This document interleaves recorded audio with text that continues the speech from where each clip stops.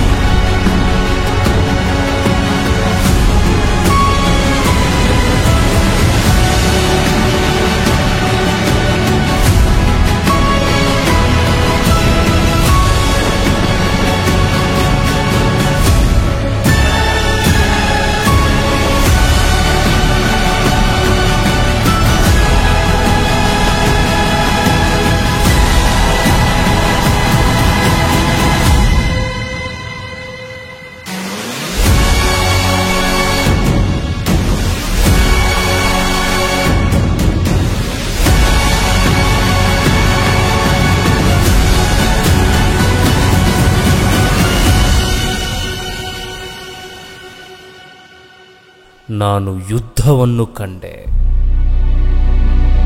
ಕ್ರಿಸ್ತನ ಎರಡನೇ ಬರೋಣವನ್ನು ಕಂಡೆ. ಯುಗದ ಅಂತ್ಯವನ್ನು ಕಂಡೆ. ಆತನು ಬರುತ್ತಿದ್ದಾನೆ. ಸಿದ್ಧರಾಗಿ.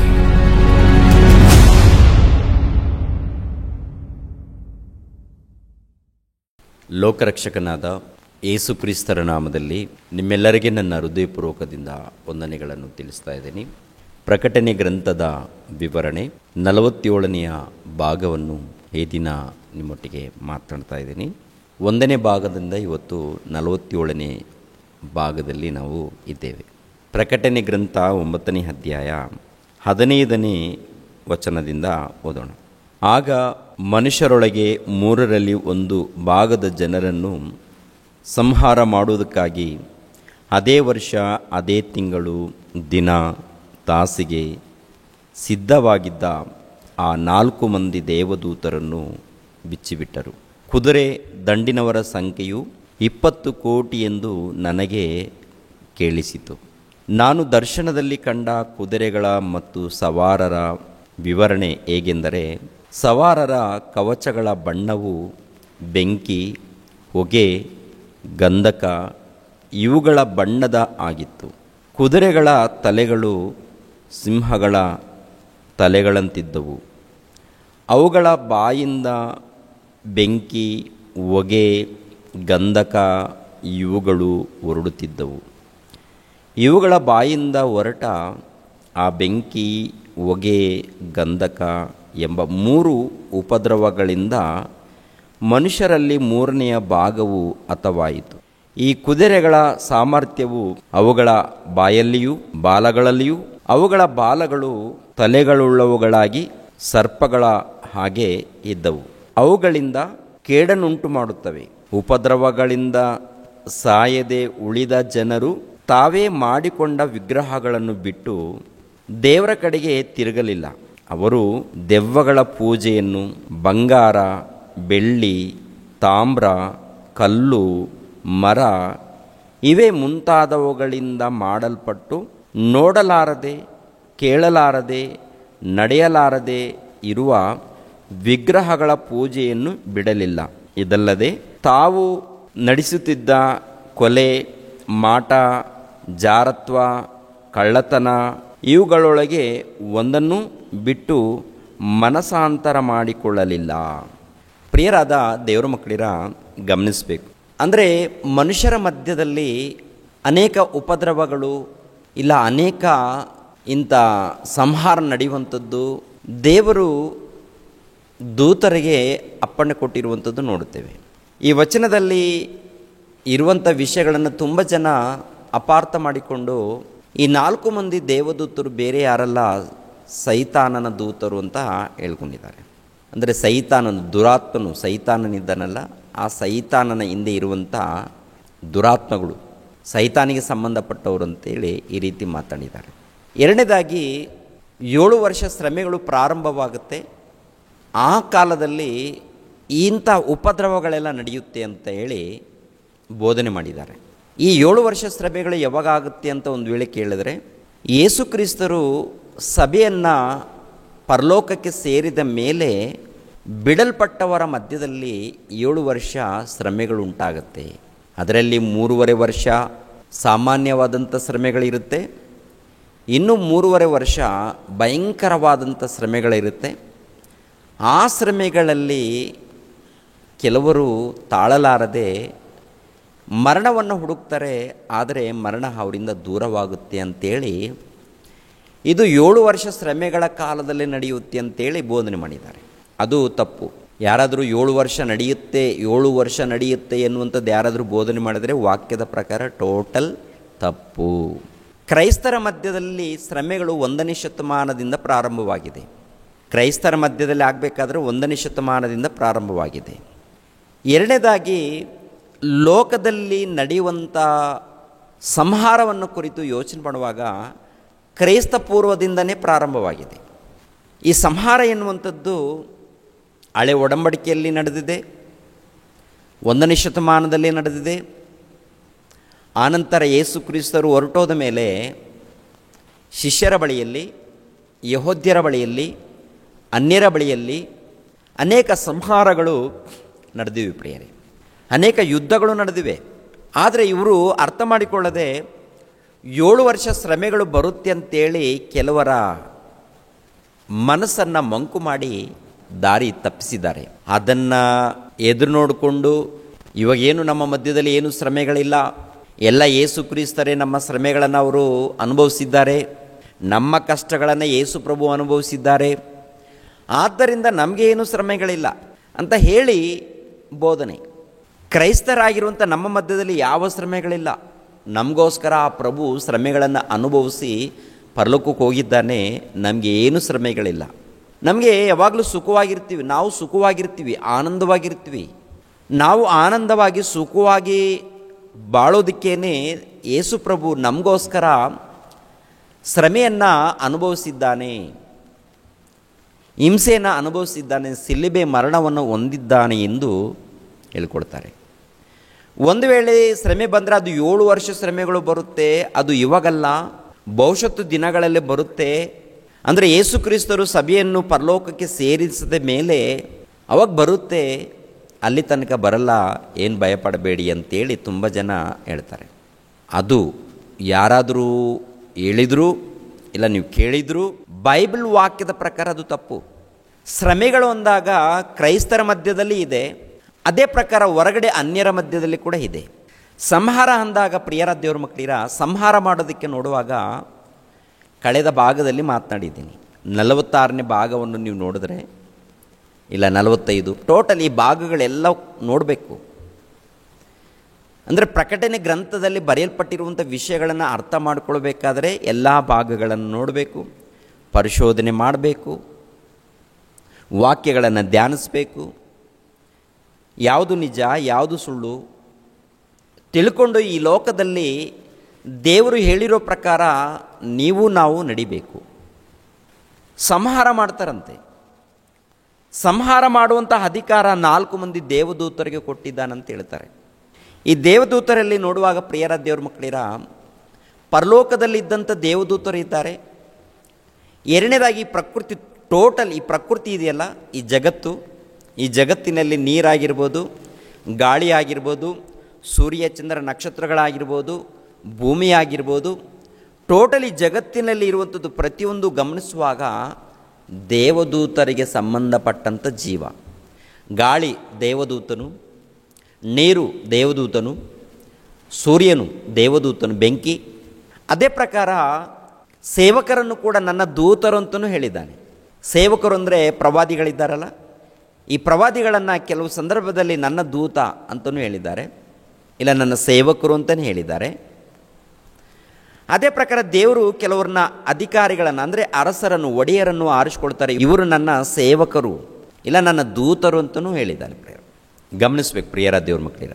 ಇವಾಗ ಸಂಹಾರ ಮಾಡಬೇಕಾದ್ರೆ ಅದಕ್ಕಿರುವಂಥ ಕಾರಣ ಏನು? ಮನುಷ್ಯರನ್ನು ಅಂದರೆ ಮಾನವರನ್ನು ಸಂಹಾರ ಮಾಡಬೇಕಾದ್ರೆ ಕಾರಣ ಏನು ಅಂದರೆ, ಸಂಹಾರ ಮಾಡೋದಕ್ಕೆ ದೇವರು ಮನುಷ್ಯರನ್ನು ಉಂಟು ಮಾಡಿದ್ದಾನ? ಸಾಯಿಸೋದಕ್ಕೆ ದೇವರು ಮನುಷ್ಯರನ್ನು ಉಂಟು ಮಾಡಿದ್ದಾನ?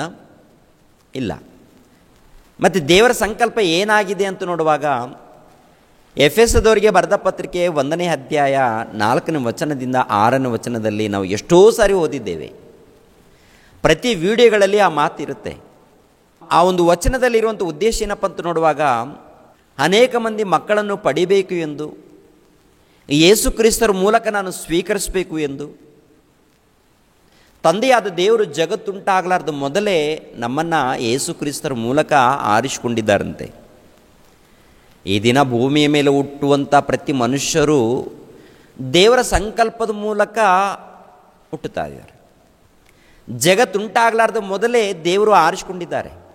ಎಲ್ಲರ ವಿಷಯದಲ್ಲಿ ದೇವರು ಎದುರು ನೋಡಿದ್ದು ಒಂದೇ, ನನ್ನ ಮಕ್ಕಳಾಗಿರುವಂಥ ನೀವೆಲ್ಲರೂ ಪರಿಶುದ್ಧರಾಗಿರಬೇಕು, ದೋಷವಿಲ್ಲದವರಾಗಿರಬೇಕು, ಭಕ್ತರಾಗಿ ಜೀವಿಸಬೇಕು, ನಂಬಿಕೆಯುಳ್ಳವರಾಗಿ ನನ್ನ ಮಕ್ಕಳಾಗಿ ಜೀವಿಸಬೇಕು, ನನ್ನ ಮಕ್ಕಳಾಗಿ ಭೂಲೋಕದಲ್ಲಿ ಬದುಕಬೇಕು ಅಂತೇಳಿ ಜೀವಿತ ಕಾಲವನ್ನು ಕೊಟ್ಟಿದ್ದಾನೆ. ಸಾಯಿಸೋದಕ್ಕಲ್ಲ, ದೇವರ ಉದ್ದೇಶ ಸಾಯಿಸೋದಕ್ಕಲ್ಲ, ಜೀವಿಸೋದಕ್ಕೆ. ಎರಡನೇದಾಗಿ ತನ್ನ ಮಕ್ಕಳನ್ನು ಸ್ವೀಕರಿಸೋದಕ್ಕೆ. ಮತ್ತು ಯಾಕೆ ಸಂಹಾರ ಅಂತ ನೋಡುವಾಗ, ಸಂಹಾರ ಯಾಕೆ ಮಾಡೋದಕ್ಕೆ ಸಿದ್ಧರಾಗಿದ್ದಾರೆ? ದೇವರು ಪರಿಶುದ್ಧನು, ದೇವರು ನೀತಿವಂತನು. ಅದೇ ಪ್ರಕಾರ ದೇವರ ಮಕ್ಕಳಾಗಿರುವಂಥ ಪ್ರತಿಯೊಬ್ಬರು ಕೂಡ ನೀತಿವಂತರಾಗಿ ಬದುಕಬೇಕು ಎನ್ನುವಂಥದ್ದೇ ದೇವರ ಸಂಕಲ್ಪ. ದೇವರ ಮಾತಿಗೆ ವಿರುದ್ಧರಾಗಿ ಜೀವಿಸಿದರೆ ಮೊದಲನೇದಾಗಿ ದೇವರು ಎಚ್ಚರಿಸ್ತಾರೆ. ನೀವು ತಪ್ಪು ಮಾಡಬೇಡಿ ಅಂತೇಳಿ ದೇವರು ಎಚ್ಚರಿಸ್ತಾರೆ. ನಿಮ್ಮ ಬದುಕುಗಳನ್ನು ಸರಿ ಮಾಡಿಕೊಡ್ರಿ ಅಂತೇಳಿ ದೇವರು ಎಚ್ಚರಿಸ್ತಾರೆ. ಆದಿಕಾಂಡ 6ನೇ ಅಧ್ಯಾಯ ನೋಡಿ ಪ್ರಿಯರ ದೇವರ ಮಕ್ಕಳಿರ. ಆದಿಕಾಂಡ 6ನೇ ಅಧ್ಯಾಯ 5ನೇ ವಚನದಿಂದ, ಮನುಷ್ಯರ ಕೆಟ್ಟತನವು ಭೂಮಿಯ ಮೇಲೆ ಹೆಚ್ಚಾಗಿರುವುದನ್ನು ಅವರು ಹೃದಯದಲ್ಲಿ ಯೋಚಿಸುವುದೆಲ್ಲವೂ ಯಾವಾಗಲೂ ಬರೀ ಕೆಟ್ಟದಾಗಿರುವುದನ್ನು ಯೆಹೋವನು ನೋಡಿ ತಾನು ಭೂಮಿಯ ಮೇಲೆ ಮನುಷ್ಯರನ್ನು ಉಂಟು ಮಾಡಿದ್ದಕ್ಕೆ ಪಶ್ಚಾತ್ತಾಪಪಟ್ಟು ತನ್ನ ಹೃದಯದಲ್ಲಿ ನೊಂದುಕೊಂಡನು. ತನ್ನ ಹೃದಯದಲ್ಲಿ ನೊಂದುಕೊಂಡನು. ಯಾರು? ಸೃಷ್ಟಿ ಮಾಡಿರುವಂಥ ಸರ್ವೇಶ್ವರನಾದಂಥ, ಸೇನಾಧೀಶ್ವರನಾದಂಥ ದೇವರು ತಂದೆ ಪರಮಾತ್ಮನು ಹೃದಯದಲ್ಲಿ ನೊಂದುಕೊಂಡಿದ್ದಾನಂತೆ. ಯಾಕೆ? ಈ ಮಾನವರನ್ನು ಉಂಟು ಮಾಡಿದಗೋಸ್ಕರ ನೊಂದುಕೊಂಡಿದ್ದಾನಂತೆ. ನೊಂದುಕೊಳ್ಳುವಂಥ ಪರಿಸ್ಥಿತಿ ಯಾಕೆ ಅಂತ ನೋಡುವಾಗ, ಭೂಲೋಕದಲ್ಲಿ ಅಂದರೆ ನೋಹನ ಕಾಲದಲ್ಲಿ ನೋಡುವಾಗ ಭೂಲೋಕದಲ್ಲಿದ್ದಂಥ ಮನುಷ್ಯರು ಕೆಟ್ಟೋಗಿದ್ದಾರಂತೆ. ಮನುಷ್ಯರಲ್ಲಿ ಭಕ್ತಿ ಇಲ್ಲ, ಭ್ರಷ್ಟರಾಗಿದ್ದಾರೆ, ದುಷ್ಟರಾಗಿದ್ದಾರಂತೆ. ಭ್ರಷ್ಟರು ದುಷ್ಟರು ಆಗಿರುವಾಗ ದೇವರು ಎಚ್ಚರಿಕೆ ಕೊಡಬೇಕಾ? ದೇವರ ಜ್ಞಾನವನ್ನು ಸಾರಬೇಕಾ? ಸಾರಿದ್ದಾರೆ. ದೇವರು ತನ್ನ ಜ್ಞಾನವನ್ನು ಅವರ ಬಳಿಯಲ್ಲಿ ಸಾರಿದ್ದಾರೆ. ಆದರೆ ಅವರು ಅಪಹಾಸ್ಯ ಮಾಡಿದ್ದಾರೆ ದೇವರ ವಿಷಯದಲ್ಲಿ, ದೇವರ ಭಕ್ತನಾಗಿರುವಂಥ ನೋಹಾನನ ವಿಷಯದಲ್ಲಿ. ನಂಬಿಲ್ಲ ಅವರು, ದೇವರನ್ನು ಅರ್ಥ ಮಾಡಿಕೊಂಡಿಲ್ಲ ಅವರು. ಅದಕ್ಕೆ ಆಗಿನ ಕಾಲದಲ್ಲಿ ದೇವರು ಒಂದು ನಿರ್ಣಯವನ್ನು ತಗೊಳ್ತಾರೆ. ಭೂಮಿಯ ಮೇಲೆ ಇದ್ದಂಥ ಎಲ್ಲ ಮಾನವರನ್ನು ನೀರಿನ ಮೂಲಕ ಅಳಿಸಿಬಿಡುತ್ತೇನೆ ಅಂತ. ಅಂದರೆ ನೀರಿನ ಮೂಲಕ ಸಂಹಾರ ಮಾಡುತ್ತೇನೆ ಎಂದು. ದೇವರು ಯಾಕೆ ಸಂಹಾರ? ಅವರ ಭ್ರಷ್ಟತ್ವ, ದುಷ್ಟತ್ವ, ಕ್ರೂರತನ. ಎರಡನೇದಾಗಿ ದೇವರು ಬದಲಾಗ್ರಿ, ನನ್ನ ಮಕ್ಕಳಿರ, ನೀವೆಲ್ಲರೂ ನನ್ನ ಮಕ್ಕಳು, ನಾನು ನಿಮ್ಮನ್ನು ಪಡೆದಿದ್ದೀನಿ, ಬದಲಾಗ್ರಿ. ನೋಹಾನನ ಮೂಲಕ ತಿಳಿಸಿದಾಗ ಯಾರಾದರೂ ಬದಲಾಗಿದ್ದಾರಾ? ನೋಹಾನನು ಸುವಾರ್ತೆಯನ್ನು ಸಾರಿದಾಗ ನೋಹಾನನನ್ನೇ ಅವಮಾನಪಡಿಸಿದ್ದಾರೆ, ಬಾಯಿ ಬಂದ ಹಾಗೆ ನಿಂದಿಸಿದ್ದಾರೆ. ತಿಳ್ಕೊಂಡಿಲ್ಲ. ಸುಮಾರು 100 ವರ್ಷದವರೆಗೆ, ಪ್ರಾರಂಭ ಕಾಲದಲ್ಲಿ ನೋಡುವಾಗ ಸುಮಾರು 1000 ವರ್ಷ ಆಯುಷ್ಕಾಲ ಕೊಡಲ್ಪಟ್ಟಿತ್ತು ಪ್ರಾರಂಭದಲ್ಲಿ ಮನುಷ್ಯರಿಗೆ. ಈ ಪ್ರಾರಂಭ ಕಾಲದಲ್ಲಿ ಸುಮಾರು 100 ವರ್ಷದವರೆಗೆ ದೇವರು ನೋಹನ ಮೂಲಕ ಸುವಾರ್ತೆಯನ್ನು ತಿಳಿಸಿದ್ದಾನೆ, ಬದಲಾಗಿಲ್ಲ. ನೀರಿನ ಮೂಲಕ ಸಂಹಾರ ಮಾಡಿದ್ದಾನೆ. ಅದೇ ಪ್ರಕಾರ ಲೋಟನ ಕಾಲದಲ್ಲಿ ನೋಡುವಾಗ ಅಲ್ಲಿ ಕೂಡ ದೇವರು ಲೋಟನ ಮೂಲಕ ಏನ್ರಿ ಸುವಾರ್ತೆ ನಡೆಯುತ್ತೆ. ಕೊನೆಯದಾಗಿ ದೇವದೂತರು ಬರ್ತಾರೆ. ಇಬ್ಬರು ದೇವದೂತರು ಬಂದು ಏನು ಮಾತನಾಡ್ತಾ ಇದ್ದಾರೆ ಒಂದು ಸರಿ ನೋಡಿ. ಆದಿಕಾಂಡ 18ನೇ ಅಧ್ಯಾಯ, ಆದಿಕಾಂಡ 18ನೇ ಅಧ್ಯಾಯ 20ನೇ ವಚನ. ಆದಿಕಾಂಡ 18ನೇ ಅಧ್ಯಾಯ 20ನೇ ವಚನ. ಇದಲ್ಲದೆ ಯೆಹೋವನು ಸೊದೋಮ್ ಗೊಮರಗಳ ವಿಷಯವಾಗಿ ಎಷ್ಟೋ ದೊಡ್ಡ ಮೊರೆ ನನಗೆ ಮುಟ್ಟಿತು. ಆ ಊರಿನವರ ಮೇಲೆ ಹೊರಿಸಿರುವ ಪಾಪವು ಎಷ್ಟೋ ಘೋರವಾದದ್ದು. ನಾನು ಇಳಿದು ಹೋಗಿ ನನಗೆ ಮುಟ್ಟಿದ ಮೊರೆಯಂತೆಯೇ ಅವರು ಮಾಡಿದರೋ ಇಲ್ಲವೋ ಎಂದು ನೋಡಿ ತಿಳುಕೊಳ್ಳುವೆನು. ಅಂದರೆ ಮೊಟ್ಟ ಮೊದಲು ದೇವರು ಏನು ಮಾಡ್ತಾರಂತ ನೋಡುವಾಗ ಅವಕಾಶ ಕೊಡ್ತಾರೆ, ಕಾಲಾವಕಾಶವನ್ನು. ದೇವರಿಗೆ ಮೊರೆ ಹೋಗ್ತಾ ಇದೆ. ದೇವರಿಗೆ ಮೊರೆ ಇಡೋರು ಯಾರಂತ ನೋಡುವಾಗ ಪ್ರಕೃತಿನೇ. ಈ ಪ್ರಕೃತಿಯಲ್ಲಿ ಇರುವಂಥ ಗಾಳಿ ಆಗಿರ್ಬೋದು, ನೀರಾಗಿರ್ಬೋದು, ಇಲ್ಲ ಕಲ್ಲುಗಳಾಗಿರ್ಬೋದು, ಮರಳಾಗಿರ್ಬೋದು, ಗಿಡಗಳು, ಮರಗಳು, ಇವೆಲ್ಲ ದೇವರಿಗೆ ಮೊರೆ ಇಡುತ್ತೆ. ದೇವರೇ, ನಿಮ್ಮ ಮಕ್ಕಳು ಪಾಪ ಮಾಡ್ತಾ ಇದ್ದಾರೆ. ದೇವರೇ, ನಿಮ್ಮ ಮಕ್ಕಳು ಭಯಂಕರವಾದಂಥ ವ್ಯಭಿಚಾರಿಗಳಾಗಿದ್ದಾರೆ. ಸೊದೋಮ್ ಗೊಮರಗಳಲ್ಲಿ ಎಂಥ ವ್ಯಭಿಚಾರಿಗಳು ಅಂತ ನೋಡುವಾಗ ಪುರುಷರು ಕೂಡುವಂಥದ್ದು, ಸ್ತ್ರೀಯರು ಕೂಡುವಂಥದ್ದು. ಅದು ಕ್ರೈಸ್ತ ಪೂರ್ವದಲ್ಲೇ ಇಂಥ ದರಿದ್ರ ಉಟ್ಕೊಂಡಿದೆ. ಅವಾಗ ದೇವರು ಎಚ್ಚರಿಕೆ ಕೊಟ್ಟಿದ್ದಾರೆ ಲೋಟನ ಮೂಲಕ, ಬದಲಾಗಿಲ್ಲ. ಅದಕ್ಕೆ ಅಲ್ಲಿರುವಂಥ ಭಯಂಕರವಾದಂಥ ಕೃತ್ಯಗಳು ಬೇರೆ ಜನಾಂಗದವರಿಗೆ ಹರಡುತ್ತೆ ಅಂತ ಹೇಳಿ ದೇವರು ಏನು ಮಾಡ್ತಾರೆ ಗೊತ್ತಾ, ಈ ಸೊದೋಮ್ ಗೊಮರ ಪಟ್ಟಣಗಳನ್ನು, ಹಳ್ಳಿಗಳನ್ನು ಎಲ್ಲೆಲ್ಲಿ ಹರಡಿದೆಯೋ ಅದೆಲ್ಲ ದೇವರು ಏನು ಮಾಡಿದ್ದಾರೆ ಅಂತ ನೋಡುವಾಗ ನಾಶ ಮಾಡಿದ್ದಾರೆ. ನೋಹನ ಕಾಲದಲ್ಲಿ ನೀರಿನ ಮೂಲಕ ಸಂಹಾರ, ಲೋಟನ ಕಾಲದಲ್ಲಿ ಏನ್ರಿ ಬೆಂಕಿ ಗಂಧಕಗಳ ಮೂಲಕ ಸಂಹಾರ. ಹೌದಲ್ವ? ಮೋಶೆ ಕಾಲದಲ್ಲಿ ಮಿಡತೆಗಳ ಮೂಲಕ ಸಂಹಾರ, ದೇವದೂತನ ಮೂಲಕ ಸಂಹಾರ. ಅನಂತರ ಅರಣ್ಯದಲ್ಲಿ ಭ್ರಷ್ಟರು ತಪ್ಪು ಮಾಡಿದಾಗ ಎಚ್ಚರಿಸ್ತಾರೆ, ಕೇಳಿಲ್ಲ ಅಂದರೆ ಭೂಕಂಪ ಬಂದು, ಅಂದರೆ ನಿಂತ ಸ್ಥಳದಲ್ಲಿ ಭೂಮಿ ಬಾಯಿ ತೆರೆಯುತ್ತೆ, ನಿಂತ ಸ್ಥಳದಲ್ಲಿ ಭೂಮಿ ನುಂಗುತ್ತೆ. ಅವರನ್ನು ಸಂಹಾರ ಮಾಡೋದಕ್ಕೆ ದೇವರೊಂದು ಮಾತು ಅಪ್ಪಣೆ ಕೊಟ್ಟರೆ ಸಾಕು, ಭೂಮಿ ನುಂಗಿಬಿಡುತ್ತೆ. ನೀರಿಗೆ ಅಪ್ಪಣೆ ಬಂತ, ನೀರು ಎಳ್ಕೊಂಡು ಹೋಗುತ್ತೆ. ಆಕಾಶಕ್ಕೆ ಅಪ್ಪಣೆ ಬಂತ, ಬೆಂಕಿಗೆ ಅಪ್ಪಣೆ ಬಂತ, ಗಾಳಿಗೆ ಅಪ್ಪಣೆ ಬಂತ. ದೇವರ ಮಾತನ್ನು ಕೇಳೋರು ಯಾರಂತ ನೋಡುವಾಗ ಟೋಟಲ್ ಜಗತ್ತು ದೇವರ ಮಾತು ಕೇಳುತ್ತೆ. ಪರಲೋಕದಲ್ಲಿ ದೇವದೂತರಿದ್ದಾರೆ.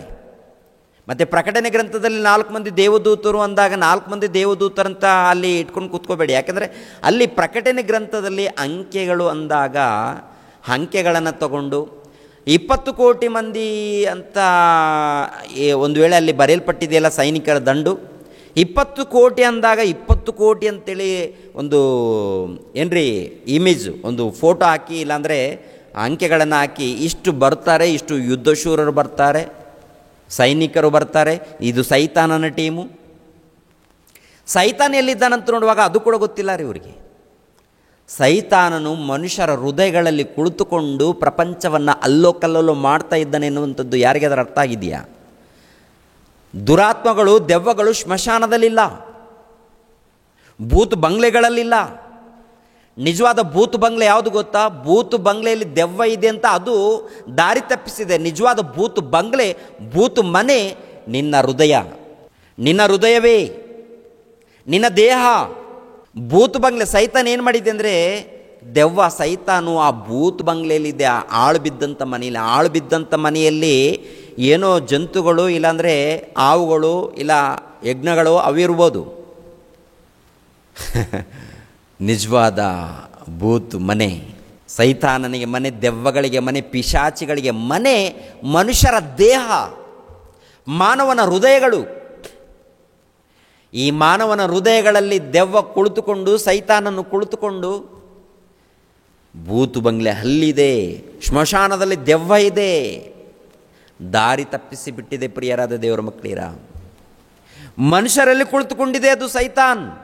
ಪ್ರಕಟಣೆ ಗ್ರಂಥದಲ್ಲಿ ಮಿಡತೆಗಳು ಇಲ್ಲಾಂದರೆ ಯುದ್ಧ ಮಾಡೋಕ್ಕೆ ಹೋಗ್ತಾ ಇದೆ ಬಹಳ ಸಂಖ್ಯೆ ಅಂತ ಹೇಳಿರುವಾಗ, ಅದು ಏನ್ರಿ ಮಾತುಗಳನ್ನು ಅರ್ಥ ಮಾಡಿಕೊಳ್ಳದೆ ಇವರು ಕೂಡ ಇಷ್ಟ ಬಂದ ಹಾಗೆ ಬೋಧನೆ, ದೊಡ್ಡ ದೊಡ್ಡ ಪುಸ್ತಕಗಳಿಗೆ ಬರೆದಿದ್ದಾರೆ. ಮತ್ತೆ ಮಾಮೂಲಿ ಬರೆದಿಲ್ಲ, ಇಷ್ಟು ದೊಡ್ಡ ದೊಡ್ಡ ಪುಸ್ತಕಗಳು, ಅದು ಕೂಡ 2000 3000, ಅಬ್ಬಬ್ಬಬ್ಬಬ್ಬ, ದೊಡ್ಡ ಜ್ಞಾನಿಗಳಂತೇಳಿ. ಸೈತಾನನಿಗೆ ಒಳಪಟ್ಟಂಥ ಏನ್ರಿ ದುರಾತ್ಮಗಳು ದಾರಿ ತಪ್ಪಿಸಿಬಿಟ್ಟಿದ್ದಾರೆ. ಟೋಟಲ್ ಪ್ರಪಂಚವನ್ನೇ ದಾರಿ ತಪ್ಪಿಸಿದ್ದಾರೆ. ಇಲ್ಲಿ ನೋಡಿ, ಲೋಟನ ಕಾಲದಲ್ಲಿ ಅಂದರೆ 19ನೇ ಅಧ್ಯಾಯದಲ್ಲಿ ನೋಡುವಾಗ ಪುರುಷರು ಕೂಡುವಂಥದ್ದು ಏನದು? ಸಂಸಾರ ಮಾಡ್ತಾರ. ಇವಾಗಲೂ ಕೂಡ ಪುರುಷರು ಮದುವೆ ಮಾಡಿಕೊಳ್ಳೋದಕ್ಕೆ ಅನುಮತಿ ಕೊಡ್ರಿ ಅಂತಾರೆ. ಪುರುಷರು ಯಾಕಪ್ಪ ಕೂಡ್ತೀರ ಅಂದರೆ ಲೈಂಗಿಕ ಕೋರಿಕೆನಾ? ಅಷ್ಟೊಂದು ಕೋರಿಕೆನಾ? ಅಷ್ಟೊಂದು ಚಟ ಇದೆಯಾ? ಅಲ್ಲ ಕಣ್ರು, ದೇವರ ವಿಷಯದಲ್ಲಿ ಪಾಪ ಮಾಡ್ತಾ ಇದ್ದೀವಿ ಅಂತ ಅನಿಸ್ತಾ ಇಲ್ವಾ? ನಿನ್ನ ದೇಹ ನಿನ್ನಿಷ್ಟದ ಪ್ರಕಾರ ನಡೀತಿ ಅಂತೇಳಿ ಅಲ್ಲಿ ಹೋಗಿ ಕೇಳ್ತೀಯ. ನಿನ್ನ ದೇಹ ಯಾರು ಕೊಟ್ಟರು? ನಿನಗೆ ದೇಹ ನಿನಗೆ ಯಾರು ಕೊಟ್ಟಿದ್ದಾರೆ ಈ ದೇಹವನ್ನು? ಸೃಷ್ಟಿ ಮಾಡಿರುವಂಥ ಸೃಷ್ಟಿಕರ್ತನಾದ ತಂದೆಯಾದ ಪರಮಾತ್ಮನು ನಿನಗೆ ದೇಹ ಕೊಟ್ಟಿರುವಾಗ ಆತನ ಬಗ್ಗೆ ಯೋಚನೆ ಮಾಡೋದು ಬಿಟ್ಟು, ಇದು ನನ್ನ ದೇಹ ಆಗಿರುವುದರಿಂದ ಕಾಮ ಕೋರಿಕೆಗಳನ್ನು ತೀರಿಸಿಕೊಳ್ಳೋದಕ್ಕೆ ಪುರುಷರು ಮದುವೆ ಮಾಡಿಕೊಳ್ತೀವಿ, ಸ್ತ್ರೀಯರು ಮದುವೆ ಮಾಡಿಕೊಳ್ತೀವಿ. ಎಲ್ಲಿಂದ ಕಲ್ತಿದ್ದೀಯಾ ಈ ಚಟ? ಸೈತಾನನ ಮೂಲಕ ಬಂದಂಥ ಈ ದುಷ್ಟ ಚಟ, ಕೋರಿಕೆನ ಮಲ್ಕೊಳ್ತೀರಾ? ಏನನ್ನು ಹಡಿತೀರಾ? ಪಾಪವನ್ನು ಹಡಿತೀರಾ. ಪಾಪವನ್ನು ಹಡಿಯೋದಕ್ಕೆ ಇಲ್ಲಿ ನೋಡಿ, ಇಲ್ಲಿ 19ನೇ ಅಧ್ಯಾಯ ಆದಿಕಾಂಡ 19ನೇ ಅಧ್ಯಾಯ ಮೊದಲಿನ ವಚನದಲ್ಲಿ ಸ್ತ್ರೀಯರು ಪುರುಷರು ಕಾಮ ಕೋರಿಕೆಯಲ್ಲಿ ಇರುವಂಥ ಅವರನ್ನು ಬೆಂಕಿಯ ಮೂಲಕ ಸುಟ್ಟು ಬೂದಿ ಮಾಡಿದ್ದಾನೆ, ಸಂಹಾರ ಮಾಡಿದ್ದಾನೆ.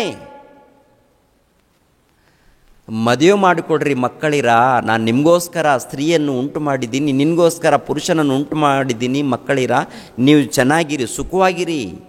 ಗಂಡ ಹೆಂಡತಿ ನನ್ನ ವಾಕ್ಯಕ್ಕೆ ಒಳಪಡಿ, ವಿಧೇಯರಾಗಿ ಭಕ್ತಿಯಿಂದ ಜೀವಿಸಿ, ಹೊಟ್ಟೆ ತುಂಬ ಊಟ ಮಾಡಿ. ಪ್ರಕೃತಿಯಲ್ಲಿ ಎಲ್ಲ ನಾನೇ ಕೊಟ್ಟಿದ್ದೀನಲ್ಲ, ಪ್ರಕೃತಿಯಲ್ಲಿ ಊಟ ಮಾಡಿ ಸುಖಪಡಿ, ಭಕ್ತಿಯಿಂದ ನಡ್ಕೊಡ್ರಿ ನನ್ನ ಮಕ್ಕಳಿರ. ಅಂದರೆ ಈ ಸುಖ ಬೇಡ, ಇನ್ನು ಬೇರೆ ಸುಖ ಬೇಕು, ಇನ್ನೂ ಸುಖ ಬೇಕು.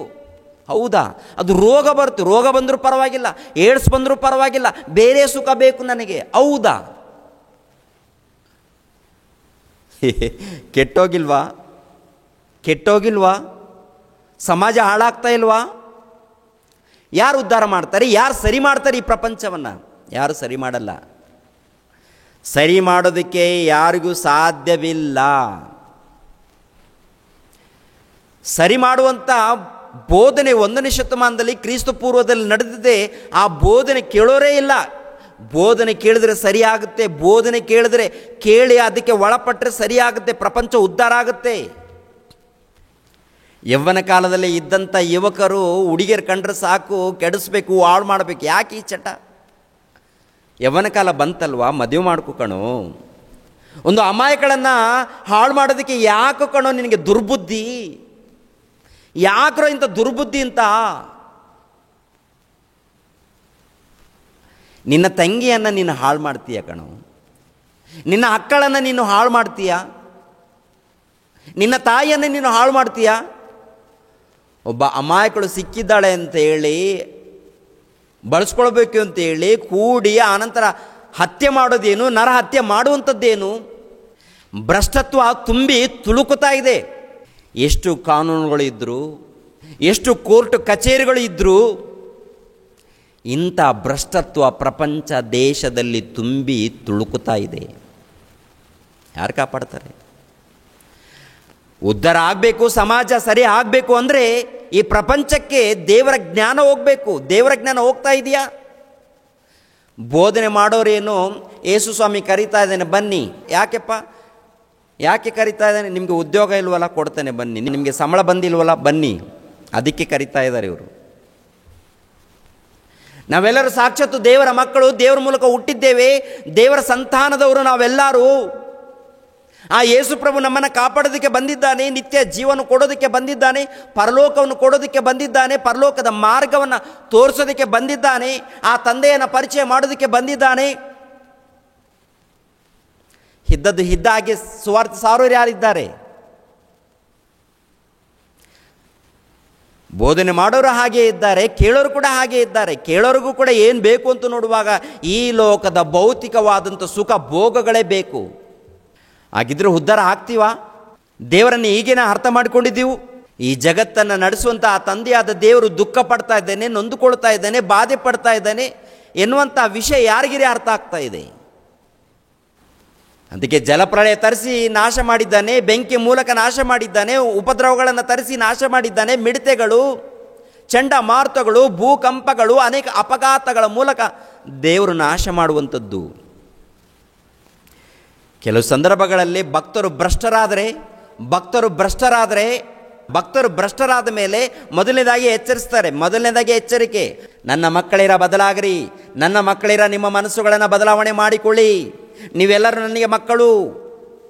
ಯಾರು? ಭೂಲೋಕದಲ್ಲಿದ್ದವರೆಲ್ಲರೂ. ಭೂಲೋಕದಲ್ಲಿ ಇದ್ದಂಥ ಪ್ರತಿಯೊಬ್ಬರು ಕೂಡ ದೇವರಿಗೆ ಕುಮಾರ್ತೆಯರು, ಕುಮಾರರು. ಎಲ್ಲರಿಗೂ ಹೇಳುವಂಥ ಮಾತು. ಒಂದು ದೇಶಕ್ಕೆ ಮಾತ್ರವಲ್ಲ, ಇಸ್ರಾಯೇಲರಿಗೆ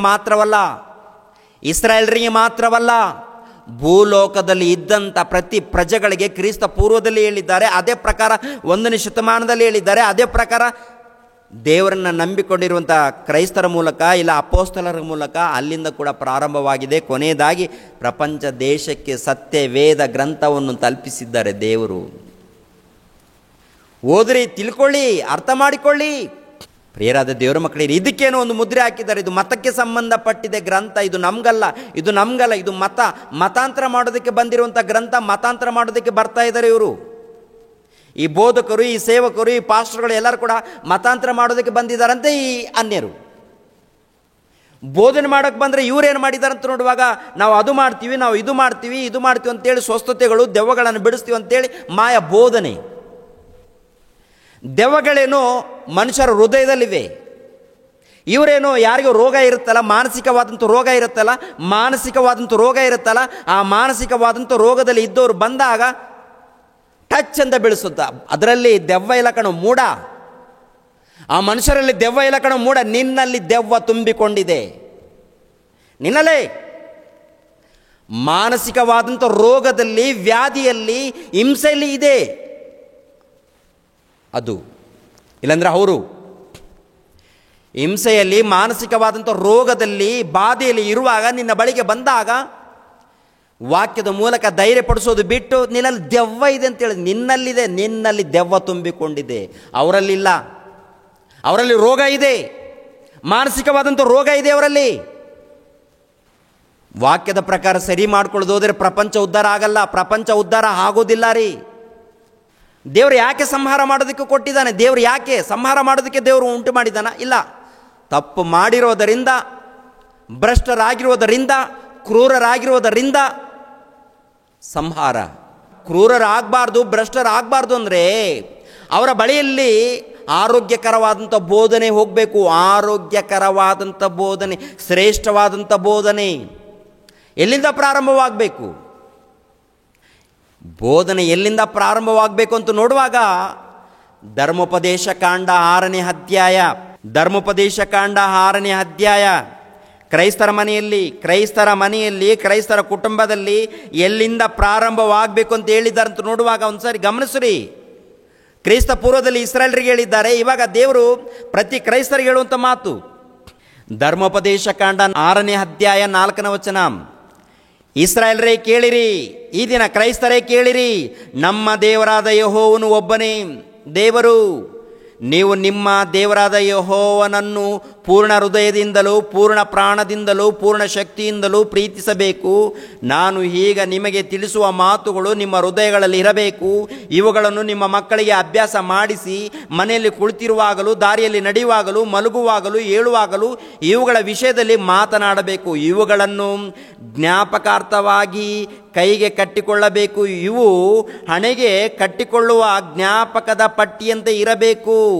ನಿಮ್ಮ ಮನೆ ಬಾಗಿಲಿನ ನಿಲುಪಟ್ಟಿಗಳಲ್ಲಿಯೂ ತಲೆ ಬಾಗಿಲುಗಳ ಮೇಲೆಯೂ ಇವುಗಳನ್ನು ಬರೆಯಬೇಕು. ಒಂದು ಕಾಲದಲ್ಲಿ ಇಸ್ರಾಯೇಲ್ರಿಗೆ ಹೇಳಿದ್ದಾನೆ, ಈ ಕಾಲದಲ್ಲಿ ಪ್ರತಿ ಕ್ರೈಸ್ತರು ಕೂಡ ಇದನ್ನು ಪಾಲಿಸಬೇಕು. ಪ್ರತಿ ಕ್ರೈಸ್ತರು ಭಕ್ತರಾಗಿ, ನೀತಿವಂತರಾಗಿ, ದೇವರಿಗೆ ಒಳಪಡುವವರಾಗಿ ಜೀವಿಸಬೇಕು. ಎರಡನೇದಾಗಿ ಮಕ್ಕಳಿಗೆ ದೈವತ್ವವನ್ನು ಕಲಿಸಬೇಕು. ಸಹೋದರ ಸಹೋದರಿರೇ, ಮಕ್ಕಳಿಗೆ ಏನು ಕಲಿಸ್ಬೇಕು? ದೈವತ್ವ, ದೇವರ ಪ್ರೀತಿ, ದೇವರ ಜ್ಞಾನ.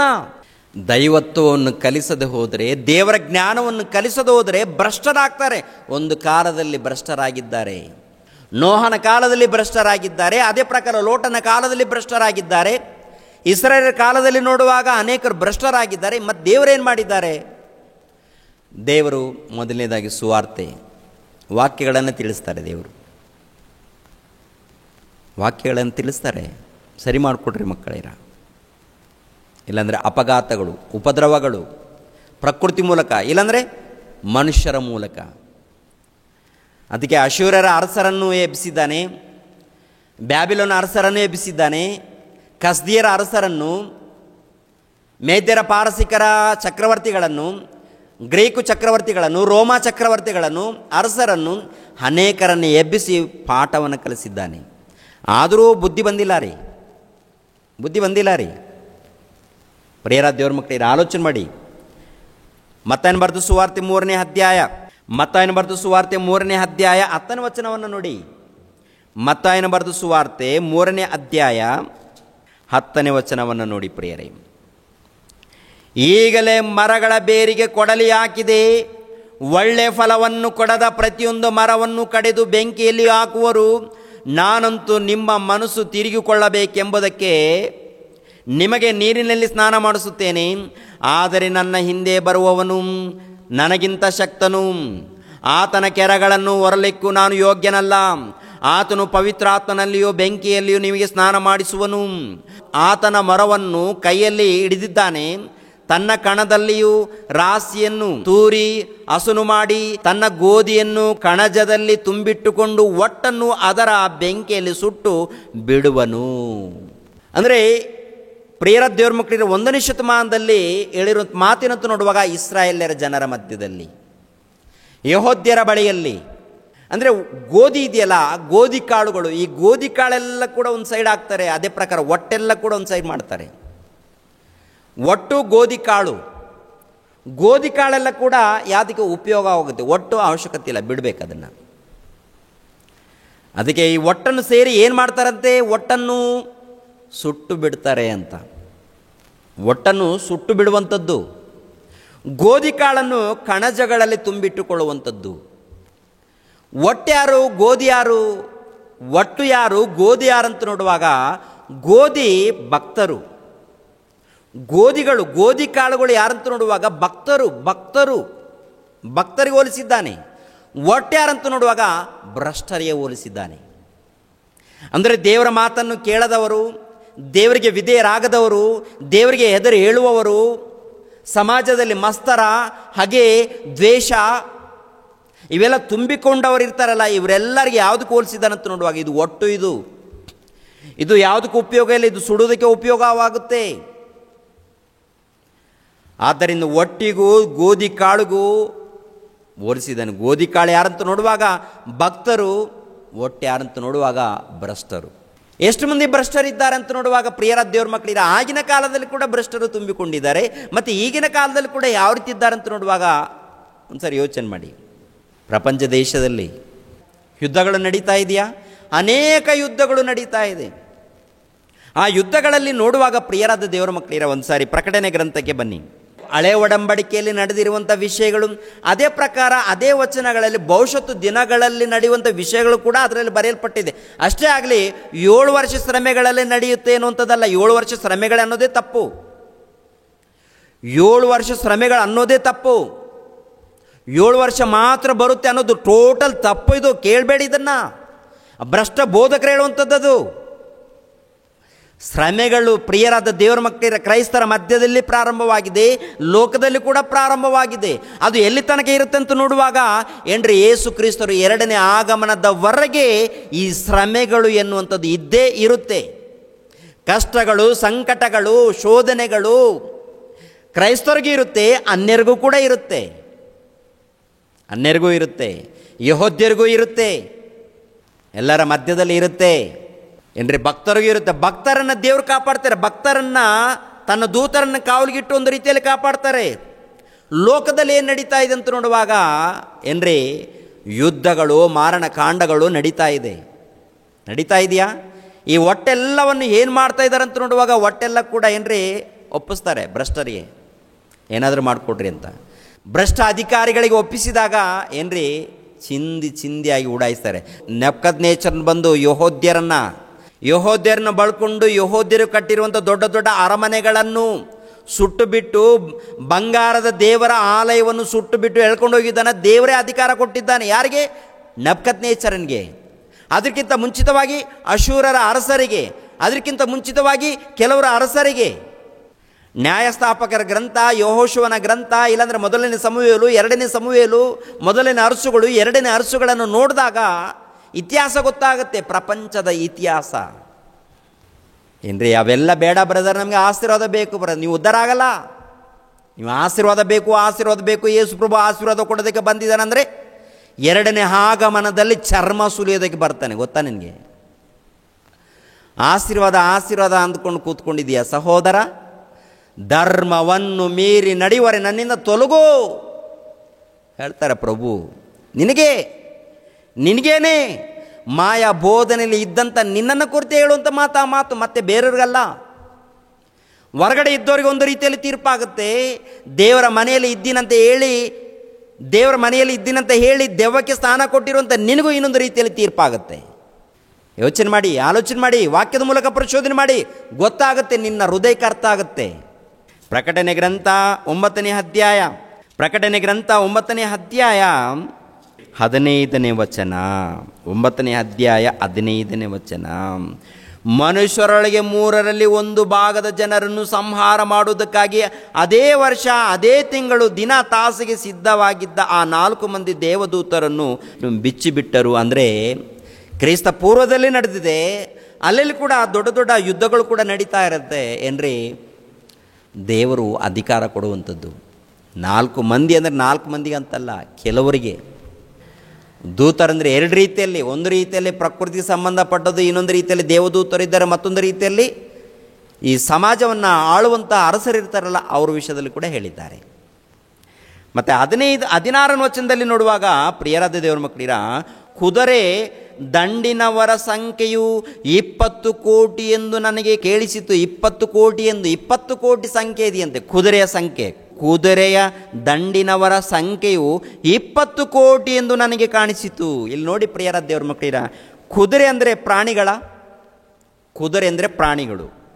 ಗಮನಿಸಬೇಕು, ಕುದುರೆ ದಂಡಿನವರ ಸಂಖ್ಯೆಯು 20 ಕೋಟಿ ಎಂದು ನನಗೆ ಕಾಣಿಸಿ. ಅಂದರೆ ಕುದುರೆ ಮನುಷ್ಯರ, ಕುದುರೆ ದಂಡಿನವರ ಸಂಖ್ಯೆ ಅಂದರೆ ಏನು? ಕುದುರೆಗಳಂದರೆ ಬಹಳ ವೇಗವಾಗಿ ಓಡುವಂಥದ್ದು. ಯುದ್ಧಗಳಲ್ಲಿ, ಅಂದರೆ ಯುದ್ಧ ಮಾಡೋದಕ್ಕೆ ಒಂದು ವೇಳೆ ಸಿದ್ಧವಾದರೆ ಬಹಳ ವೇಗವಾಗಿ ಓಡುವಂಥದ್ದು ಕುದುರೆಗಳು. ಗಟ್ಟಿಯಾಗಿರುತ್ತೆ, ದೃಢವಾಗಿರುವಂಥದ್ದು. ಯಾವುದಕ್ಕೆ ಹೋಲಿಸಿದ ಅಂತ ನೋಡುವಾಗ ಪ್ರಿಯರಾದ ದೇವ್ರ ಮಕ್ಕಳಿರ, ಏನ್ರಿ, ಹಳೆ ಒಡಂಬಡಿಕೆಯಲ್ಲಿ ನಡೆದಿರುವಂಥ ವಿಷಯಗಳು, ಅದೇ ಪ್ರಕಾರ ಭವಿಷ್ಯತ್ತಲ್ಲಿ ನಡೆಯುವಂಥ ವಿಷಯಗಳನ್ನು ಕೂಡ ಇದರಲ್ಲಿ ಬರೆಯಲ್ಪಟ್ಟಿದೆ. ನೋಡಿ, ಗಮನಿಸಬೇಕು. ಏನ್ರಿ, 20 ಕೋಟಿ ಎಂದು ನನಗೆ ಕಾಣಿಸಿತು. 20 ಕೋಟಿ ಅಂದರೆ ಮತ್ತೆ 20 ಕೋಟಿಯಿಂದ ಅಂಕೆ ಹಾಕ್ಕೊಂಡು ಕೂತ್ಕೋಬೇಡಿ. 20 ಕೋಟಿ ಅಂದರೆ ಬಹಳ ಲೆಕ್ಕ ಮಾಡಲಾರದಷ್ಟು. ಈ ಬಹಳ ಸೈನ್ಯ ಬರುತ್ತಂತೆ. ಮತ್ತು ಬಂದಿಲ್ಲ ಅಂತ ನೋಡುವಾಗ ಕ್ರಿಸ್ತ ಪೂರ್ವದಲ್ಲಿ ಈ ನೆಬೂಕದ್ನೆಚ್ಚರನ ಕಾಲದಲ್ಲಿ, ಇಲ್ಲಾಂದರೆ ಕೋರೆಷನ ಕಾಲದಲ್ಲಿ, ಅಶೂರ್ಯರ ಕಾಲದಲ್ಲಿ ಅನೇಕ ಸೈನ್ಯವನ್ನು ನೋಡುತ್ತೇವೆ. ಅಲ್ಲಿ ಸೈನ್ಯವನ್ನು ಇಲ್ಲಿ ಯಾವುದಕ್ಕೆ ಹೇಳಿದಾನಂತ ನೋಡುವಾಗ ಅದು ಆತನ ಭವಿಷ್ಯದ ದಿನದಲ್ಲಿ ನಡೆಯುವಂಥದ್ದು. ಬರೆಯಲ್ಪಟ್ಟಿದೆ. ಯಾಕೆಂದರೆ ಆದಿಕಾಂಡದಿಂದ ಯೂದನು ಬರೆದಂಥ ಪತ್ರಿಕೆಯವರೆಗೆ ನಾವು ಓದಬೇಕು, ಎಲ್ಲೆಲ್ಲಿ ನಡೆದಿದೆ, ಯಾವ ಕಾಲಕ್ಕೆ ಸಂಬಂಧಪಟ್ಟಿದೆ ಅಂತ.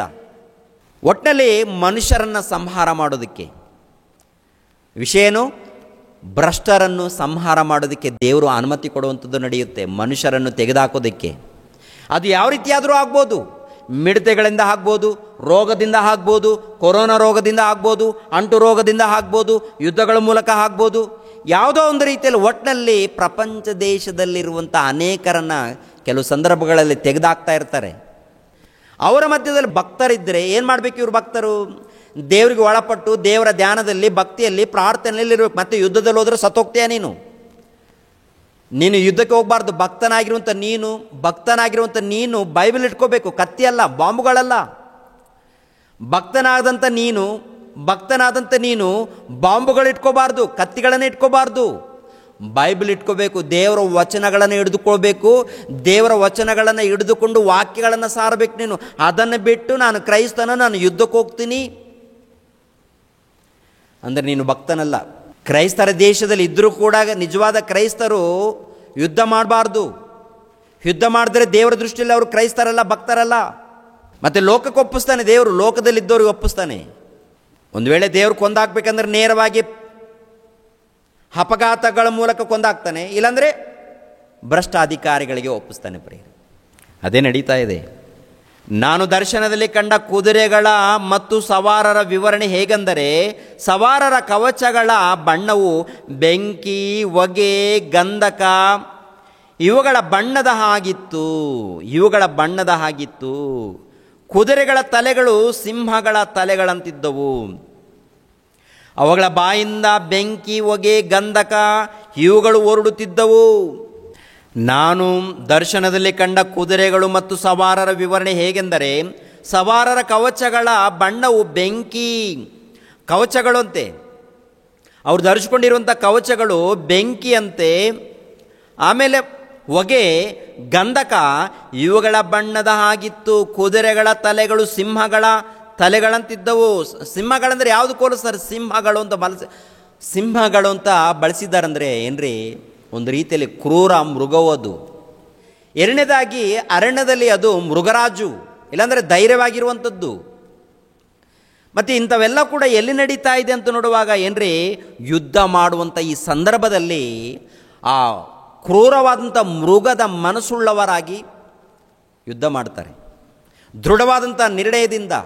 ಅದೇ ಪ್ರಕಾರ ಯುದ್ಧ ಮಾಡೋದಕ್ಕೆ ಏನ್ರಿ, ಈ ಕುದುರೆಗಳು, ದಂಡು ಅಂದರೆ ಬಹಳ ಮಂದಿ, ಈ ಕವಚಗಳು, ಆನಂತರ ಬೆಂಕಿ, ಹೊಗೆ, ಗಂಧಕ ಇವುಗಳನ್ನು ಆಲೋಚನೆ ಮಾಡುವಾಗ ಪ್ರಿಯರಾದ ದೇವರ ಮಕ್ಕಳಿರ ಒಂದು ಸಾರಿ ಗಮನಿಸ್ರಿ.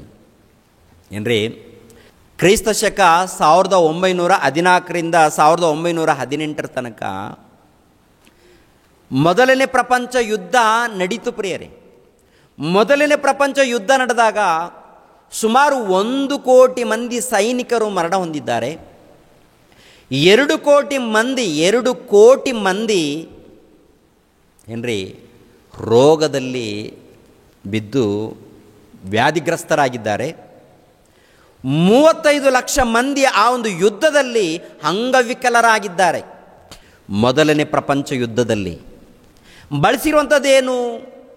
ಬಳಸಿರುವಂಥದ್ದು ಯುದ್ಧ ವಿಮಾನಗಳು, ಯುದ್ಧ ನೌಕೆಗಳು, ಏನ್ರಿ ಸ್ಫೋಟಗಳು.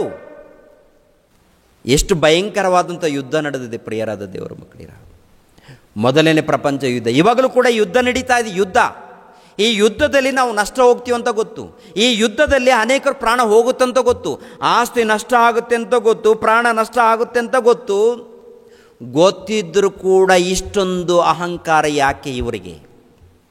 ಪ್ರಾಣ ನಷ್ಟ ಆಗುತ್ತೆ ಅಂತ ಗೊತ್ತು, ಆಸ್ತಿ ನಷ್ಟ ಆಗುತ್ತೆ ಅಂತ ಗೊತ್ತು, ಅನೇಕರು ಮರಣ ಹೊಂದುತ್ತಾರೆ ಅಂತ ಗೊತ್ತಿದ್ದರೂ ಕೂಡ ವಿಶ್ವ ಸಂಸ್ಥೆ ಇದೆ, ಹಿರಿಯರು, ನಾಯಕರು, ಮುಖಂಡರು ಕರೆದು, ಅಧಿಕಾರಿಗಳನ್ನು ಕರೆದು, ದೇಶವನ್ನು ಆಳುವಂಥ ಅರಸರನ್ನು, ಅಧ್ಯಕ್ಷರನ್ನು ಕರೆದು ಸರಿ ಮಾಡಿಕೊಳ್ರಿ ಅಂತೇಳಿ ಸರಿಪಡಿಸೋದು ಬಿಡ್ತಾ ಇರುವಂಥದ್ದು.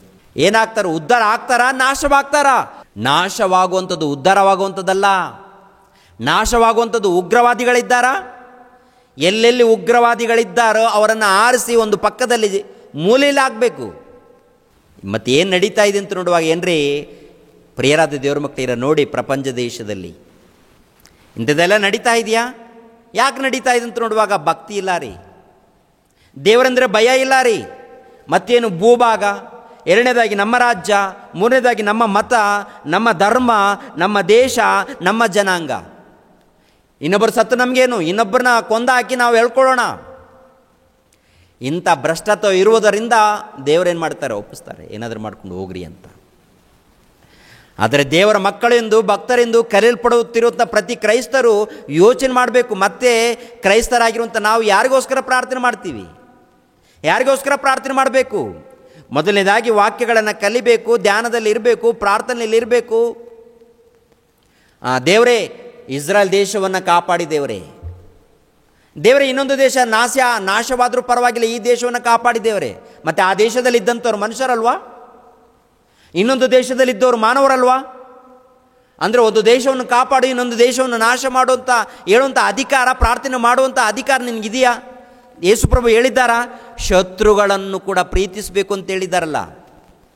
ನಿನ್ನ ಧರ್ಮ ಏನಂತ ನೋಡುವಾಗ ಎಲ್ಲರಿಗೋಸ್ಕರ ಪ್ರಾರ್ಥನೆ ಮಾಡು.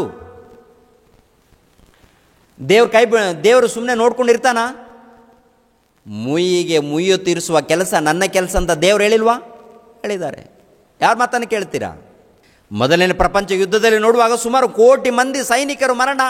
ಏನ್ರಿ 2 ಕೋಟಿ ಮಂದಿ ರೋಗದಲ್ಲಿ, ವ್ಯಾಧಿಯಲ್ಲಿ ಬಿದ್ದು ನರಳಾಡಿ ಅನೇಕರು ಮರಣ ಹೊಂದುತ್ತಾರೆ. 35 ಲಕ್ಷ ಮಂದಿ ಅಂಗವಿಕಲರಾಗ್ತಾರೆ. ರಸ್ತೆಗಳು, ರೋಡುಗಳು, ಟ್ರೈನ್ಗಳು, ವಿಮಾನಗಳು, ಬಸ್ಸುಗಳು, ಅನೇಕ ಕಂಪನಿಗಳು ಹಾಳಾಗ್ತವೆ ಮೊದಲನೇ ಪ್ರಪಂಚ ಯುದ್ಧದಲ್ಲಿ. ಮತ್ತು ಎರಡನೇ ಪ್ರಪಂಚ ಯುದ್ಧದಲ್ಲಿ ಏನ್ರಿ, ಮೊದಲನೇ ಪ್ರಪಂಚ ಯುದ್ಧ ಕ್ರಿಸ್ತ ಶಕ 1914ರಲ್ಲಿ ಪ್ರಾರಂಭವಾಗುತ್ತೆ, 18ರಲ್ಲಿ ಮುಗಿದೋಗುತ್ತೆ, ಮುಕ್ತಾಯಗೊಳ್ಳುತ್ತೆ. ಆನಂತರ ಕ್ರಿಸ್ತ ಶಕ 1939ರಲ್ಲಿ ಮೊದಲನೇ ಪ್ರಪಂಚ ಯುದ್ಧ, ಎರಡನೇ ಪ್ರಪಂಚ ಯುದ್ಧ ಪ್ರಾರಂಭವಾಗುತ್ತೆ. ನೋಡಿ ಪ್ರಿಯರ ದೇವ್ರ ಮಕ್ಕಳಿಗೆ, ಎರಡನೆಯ ಪ್ರಪಂಚ ಮಹಾಯುದ್ಧ ಕ್ರಿಸ್ತ ಶಕ 1939ರಲ್ಲಿ ಪ್ರಾರಂಭವಾಗಿ 1945ರಲ್ಲಿ ಮುಕ್ತಾಯಗೊಳ್ಳುತ್ತದೆ. ಈ ಮಹಾಯುದ್ಧಕ್ಕೆ ಕಾರಣ ಮೊದಲನೆಯ ಮಹಾಯುದ್ಧದಲ್ಲಿ ಸೋಲನ್ನು, ಅವಮಾನವನ್ನು, ನಷ್ಟವನ್ನು ಅನುಭವಿಸಿದ ಜರ್ಮನಿಯರೇ ಕಾರಣರು ಆಗುವಂಥದ್ದು. ಇದಕ್ಕೆ ಮೂಲ ಕಾರಣರು ಹಿಟ್ಲರ್ ಹಾಗೂ ಇಟಲಿಯ, ಜಪಾನಿನ ಹಿರೋಹಿಟೋರಾ. ಇವರು ಎರಡನೇ ಪ್ರಪಂಚ ಯುದ್ಧಕ್ಕೆ ಕಾರಣರು. ಹಿಟ್ಲರ್ ಬರ್ತಾನೆ, ನಾವು ಆರ್ಯರು, ನಾವು ಜರ್ಮನಿಯರು, ನಾವು ಶ್ರೇಷ್ಠರು, ನಾವು ಪ್ರಪಂಚ ದೇಶದಲ್ಲಿ ನಾವೇ ಶ್ರೇಷ್ಠರು ಅಂತ ಹೇಳಿ ವಿಷದ ಬೀಜವನ್ನು ತುಂಬಿ ಅನೇಕ ಸೈನಿಕರನ್ನು ಎಬ್ಬಿಸಿ ನಾವು ಯುದ್ಧ ಮಾಡೋಣ, ಪ್ರಪಂಚವನ್ನು ನಾವೇ ಆಳಬೇಕು, ಪ್ರಪಂಚವನ್ನು ನಾವೇ ಸ್ವಾಧೀನ ಮಾಡ್ಕೋಬೇಕು. ಆಲ್ರೆಡಿ ಜರ್ಮನಿ ದೇಶ ಸೋತೋಗಿರುತ್ತಾರೆ ಮೊದಲನೇ ಪ್ರಪಂಚ ಯುದ್ಧದಲ್ಲಿ. ಅನೇಕರು ಪ್ರಾಣ ನಷ್ಟಪಟ್ಟಿರ್ತಾರೆ, ಅನೇಕ ಆಸ್ತಿ ನಷ್ಟವಾಗಿರುತ್ತೆ. ಆ ದೇಶದಲ್ಲಿದ್ದಂಥ ಅನೇಕರು ವಲಸೆ ಹೋಗಿರ್ತಾರೆ. ವಲಸೆ ಹೋದವರನ್ನು, ಅಲ್ಲಲ್ಲಿ ಬೇರೆ ಬೇರೆ ಪ್ರಾಂತಗಳಿಗೆ ಹೋದವರನ್ನು ಮತ್ತೆ ಬರಮಾಡಿಕೊಂಡು ನಾವೆಲ್ಲರೂ ದೇಶದಗೋಸ್ಕರ ಯುದ್ಧ ಮಾಡಬೇಕು, ನಮ್ಮ ಯುದ್ಧ ಶ್ರೇಷ್ಠವಾದಂಥ ಯುದ್ಧ, ನಮ್ಮ ದೇಶ ಶ್ರೇಷ್ಠವಾದಂಥ ದೇಶ, ನಾವೇ ಯುದ್ಧ ಮಾಡಬೇಕು, ನಾವು ಯುದ್ಧ ಮಾಡಿ ಪ್ರಪಂಚವನ್ನು ಆಳಬೇಕು, ಪ್ರಪಂಚವನ್ನು ಸ್ವಾಧೀನ ಮಾಡಿಕೊಳ್ಬೇಕು ಎಂದು ವಿಷದ ಬೀಜವನ್ನು ತುಂಬಿ ಯುವಕರನ್ನು ಎಬ್ಬಿಸಿ ಅನೇಕ ಯುದ್ಧ ನೌಕೆಗಳನ್ನು, ಅನೇಕ ಯುದ್ಧ ವಿಮಾನಗಳನ್ನು, ನೌಕೆಗಳನ್ನು, ಟ್ಯಾಂಕರ್ಗಳನ್ನು, ಅನೇಕ ಬಾಂಬುಗಳನ್ನು ಕಂಡಿಡಿದು ಅನೇಕ ಯುದ್ಧ ವಿಮಾನಗಳನ್ನು ತಯಾರು ಮಾಡಿ ಹೆನ್ರಿ ಯುದ್ಧ ಮಾಡೋದಕ್ಕೆ ಸಿದ್ಧನಾಗಿದ್ದಾನೆ ಪ್ರಿಯರೇ. ಅನೇಕ ದೇಶಗಳನ್ನು ಸ್ವಾಧೀನ ಮಾಡ್ಕೊಳ್ಳೋದಕ್ಕೆ ಅನೇಕ ದೇಶಗಳ ಮೇಲೆ ಯುದ್ಧಕ್ಕೆ ಹೋಗ್ತಾನೆ. ಅದರಲ್ಲಿ ಯಹೂದ್ಯರನ್ನು ಸುಮಾರು 60 ಲಕ್ಷ ಜನಾಂಗದವರನ್ನು, 60 ಲಕ್ಷ ಮಂದಿಯನ್ನು, ಯಹೂದಿಗಳನ್ನು ಸಂಹಾರ ಮಾಡ್ತಾನೆ ಪ್ರಿಯರೇ. ಭಯಂಕರ ರೀತಿಯಲ್ಲಿ ಚಿತ್ರಹಿಂಸೆ ಕೊಟ್ಟು, ಯಹೂದ್ಯರನ್ನು ಚಿತ್ರಹಿಂಸೆ ಕೊಟ್ಟು ಸಾಯಿಸ್ತಾನೆ, ಕೊಂದಾಕ್ತಾನೆ. ಸುಮಾರು 60 ಲಕ್ಷ ಮಂದಿಯನ್ನು ಎರಡನೇ ಪ್ರಪಂಚ ಯುದ್ಧದಲ್ಲಿ ನಡೆದಿರುವಂಥದ್ದು. ಈ ಲೀಸ್ಟನ್ನು ನೋಡಿ ಪ್ರಿಯರಾದ ದೇವ್ರ ಮಕ್ಕಳೇ, ಜರ್ಮನಿ ಆಸ್ಟ್ರಿಯಾದ ಮೇಲೆ ಯುದ್ಧ ಮಾಡುತ್ತೆ. ಡೇಟ್ ಕೂಡ ಕೊಟ್ಟಿದ್ದಾರೆ ನೋಡಿ, 11/3/1938ರಲ್ಲಿ. ಇವೆಲ್ಲ ಪ್ರಾಂತದಲ್ಲಿ ಯುದ್ಧ ಮಾಡ್ತಾನೆ. ಯುದ್ಧ ಮಾಡಿದಾಗ ಅನೇಕರನ್ನು ಸೋಲಿಸ್ತಾನೆ, ಅನೇಕ ಪ್ರಾಂತಗಳನ್ನು ಸ್ವಾಧೀನ ಮಾಡಿಕೊಳ್ತಾನೆ, ಸೋಲಿಸ್ತಾನೆ. ನನ್ನನ್ನು ತಡೆಯೋರು ಯಾರಿಲ್ಲ, ನಾನೇ ಪ್ರಪಂಚವನ್ನು ಆಳ್ತೀನಂತ ಹೇಳಿ ಅಮೇರಿಕದ ಮೇಲೆ ಕೈ ಹಾಕ್ತಾನೆ. ಈ ಅಮೇರಿಕ ಯುದ್ಧಕ್ಕೆ ಇಳಿದಾಗ ಇನ್ನು ಕೆಲವು ದೇಶಗಳು, ದೊಡ್ಡ ದೊಡ್ಡ ದೇಶಗಳಿದೆ, ಇವೆಲ್ಲ ದೇಶಗಳು ಇಳಿದಾಗ ಪ್ರಿಯರಾದ ದೇವರ ಮಕ್ಕಳಿರ ಸಂಪೂರ್ಣವಾಗಿ ಇವನು ನಾಶವಾಗ್ತಾನೆ, ಈ ಹಿಟ್ಲರ್ ಎಂಬವನು ಇವನು ನಾಶವಾಗ್ತಾನೆ, ಅನೇಕ ಸೈನಿಕರು ಮರಣ ಹೊಂದುತ್ತಾರೆ. ಈ ಜಪಾನ್ ದೇಶ ಏನು ಮಾಡುತ್ತೆ ಅಂತ ನೋಡುವಾಗ, ಜಪಾನ್ ದೇಶ ಅಮೇರಿಕನ ಮೇಲೆ ಯುದ್ಧ ಮಾಡೋದಕ್ಕೆ, ಅಂದರೆ ಕೆಲವರನ್ನ ನಾಶ ಮಾಡೋದಕ್ಕೆ ಸಿದ್ಧವಾಗುತ್ತೆ. ಇದೊಂದು ನೆಪ ಮಾಡಿಕೊಂಡು ಅಮೇರಿಕದವರು ಏನು ಮಾಡ್ತಾರೆ ಅಂತ ನೋಡುವಾಗ, ಏನ್ರಿ ಜಪಾನ್ ಮೇಲೆ ಹಿರೋಶಿಮಾ ನಾಗಸಾಕಿ ಅಂತ ಇರುತ್ತಲ್ಲ, 2 ಪಟ್ಟಣಗಳು ಜಪಾನ್ನಲ್ಲಿ. ಹಿರೋಶಿಮಾ ಎನ್ನುವಂಥದ್ದು ಒಂದು ನಗರ, ನಾಗಸಾಕಿ ಎನ್ನುವಂಥದ್ದು ಇನ್ನೊಂದು ನಗರ. ಯಾವಾಗ ನಾಗಸಾಕಿ ಮೇಲೆ ಹಿರೋಶಿಮಾ ಮೇಲೆ ಒಂದು ಅಣುಬಾಂಬ್ ಆಗ್ತಾನಂತ ನೋಡುವಾಗ, ಒಂದೇ ಒಂದು ಬಾಂಬು, ಒಂದು ಅಣುಬಾಂಬು, ಅಂದರೆ ಅಮೇರಿಕದವರು ಒಂದು ಅಣುಬಾಂಬನ್ನು ಹಾಕಿದಾಗ ಹಿರೋಶಿಮಾ ಮೇಲೆ, ಜಪಾನ್ ಎನ್ನುವಂಥ ದೇಶದಲ್ಲಿ ಹಿರೋಶಿಮಾ ಎನ್ನುವಂಥ ನಗರದ ಮೇಲೆ 1945 ಆಗಸ್ಟ್ 6ನೇ ತಾರೀಕರಂದು ಹಿರೋಶಿಮಾ ನಗರದ ಮೇಲೆ ಒಂದು ಅಣುಬಾಂಬನ್ನು ದಾಳಿ ಮಾಡಿದಾಗ ಸುಮಾರು 78,000 ಮಂದಿ ಒಂದೇ ಬಾಂಬಿಗೆ ಹತರಾಗ್ತಾರೆ ಪ್ರಿಯರೇ. ಒಂದೇ ಬಾಂಬು, ಒಂದೇ ಅಣುಬಾಂಬು. ಮತ್ತು 9ನೇ ತಾರೀಕು, ಅದೇ ಆಗಸ್ಟು, ಕ್ರಿಸ್ತ ಶಕ 1945 ಆಗಸ್ಟ್ 9ನೇ ತಾರೀಕರಂದು ಏನ್ರಿ ನಾಗಸಾಕಿ ಮೇಲೆ ಅಣುಬಾಂಬನ್ನು ಹಾಕುವಂಥದ್ದು. ಅಲ್ಲಿ ಒಂದೇ ದಿನಕ್ಕೆ ಒಂದೇ ಬಾಂಬಿಗೆ 38,000 ಮಂದಿ ಹತರಾಗ್ತಾರೆ. ಇನ್ನು ಅನೇಕ ಮಂದಿ ವ್ಯಾಧಿಗ್ರಸ್ತರಾಗ್ತಾರೆ ಆ ಪ್ರಾಂತದಲ್ಲಿ. ಈ ಬಾಂಬುಗಳು ಎಂಥ ಬಾಂಬುಗಳಂತ ನೋಡುವಾಗ ಕೊಂದಾಕುವಂಥದ್ದು, ಇನ್ನೊಂದು ರೀತಿಯಲ್ಲಿ ನೋಡುವಾಗ ರೋಗಗ್ರಸ್ತರನ್ನಾಗಿ ಮಾಡುವಂಥದ್ದು. ಆ ಬಾಂಬುಗಳಲ್ಲಿರುವಂಥ, ಅಣು ಬಾಂಬುಗಳಲ್ಲಿರುವಂಥ ಭಯಂಕರವಾದಂಥ ವಿಷ, ಸಾಯಬೇಕು, ಇಲ್ಲಾಂದರೆ ರೋಗದಲ್ಲಿ ನರಳಾಡಿ ಸಾಯಬೇಕು ಅಂಥ ಪರಿಸ್ಥಿತಿ ಜಪಾನ್ ದೇಶಕ್ಕೆ ಬಂದಿದ್ದು ಒಂದು ಕಾಲದಲ್ಲಿ. 2ನೇ ಪ್ರಪಂಚ ಯುದ್ಧ ನಡೆದಾಗ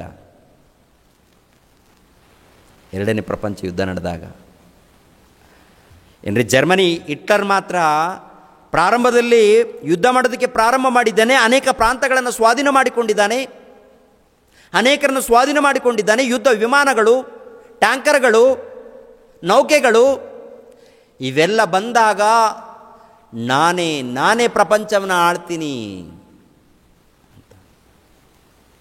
ಕೊನೆಯದಾಗಿ ಸೋತೋಗ್ತಾನೆ. ಸಂಪೂರ್ಣವಾಗಿ ಧ್ವಂಸ ಮಾಡ್ತಾರೆ.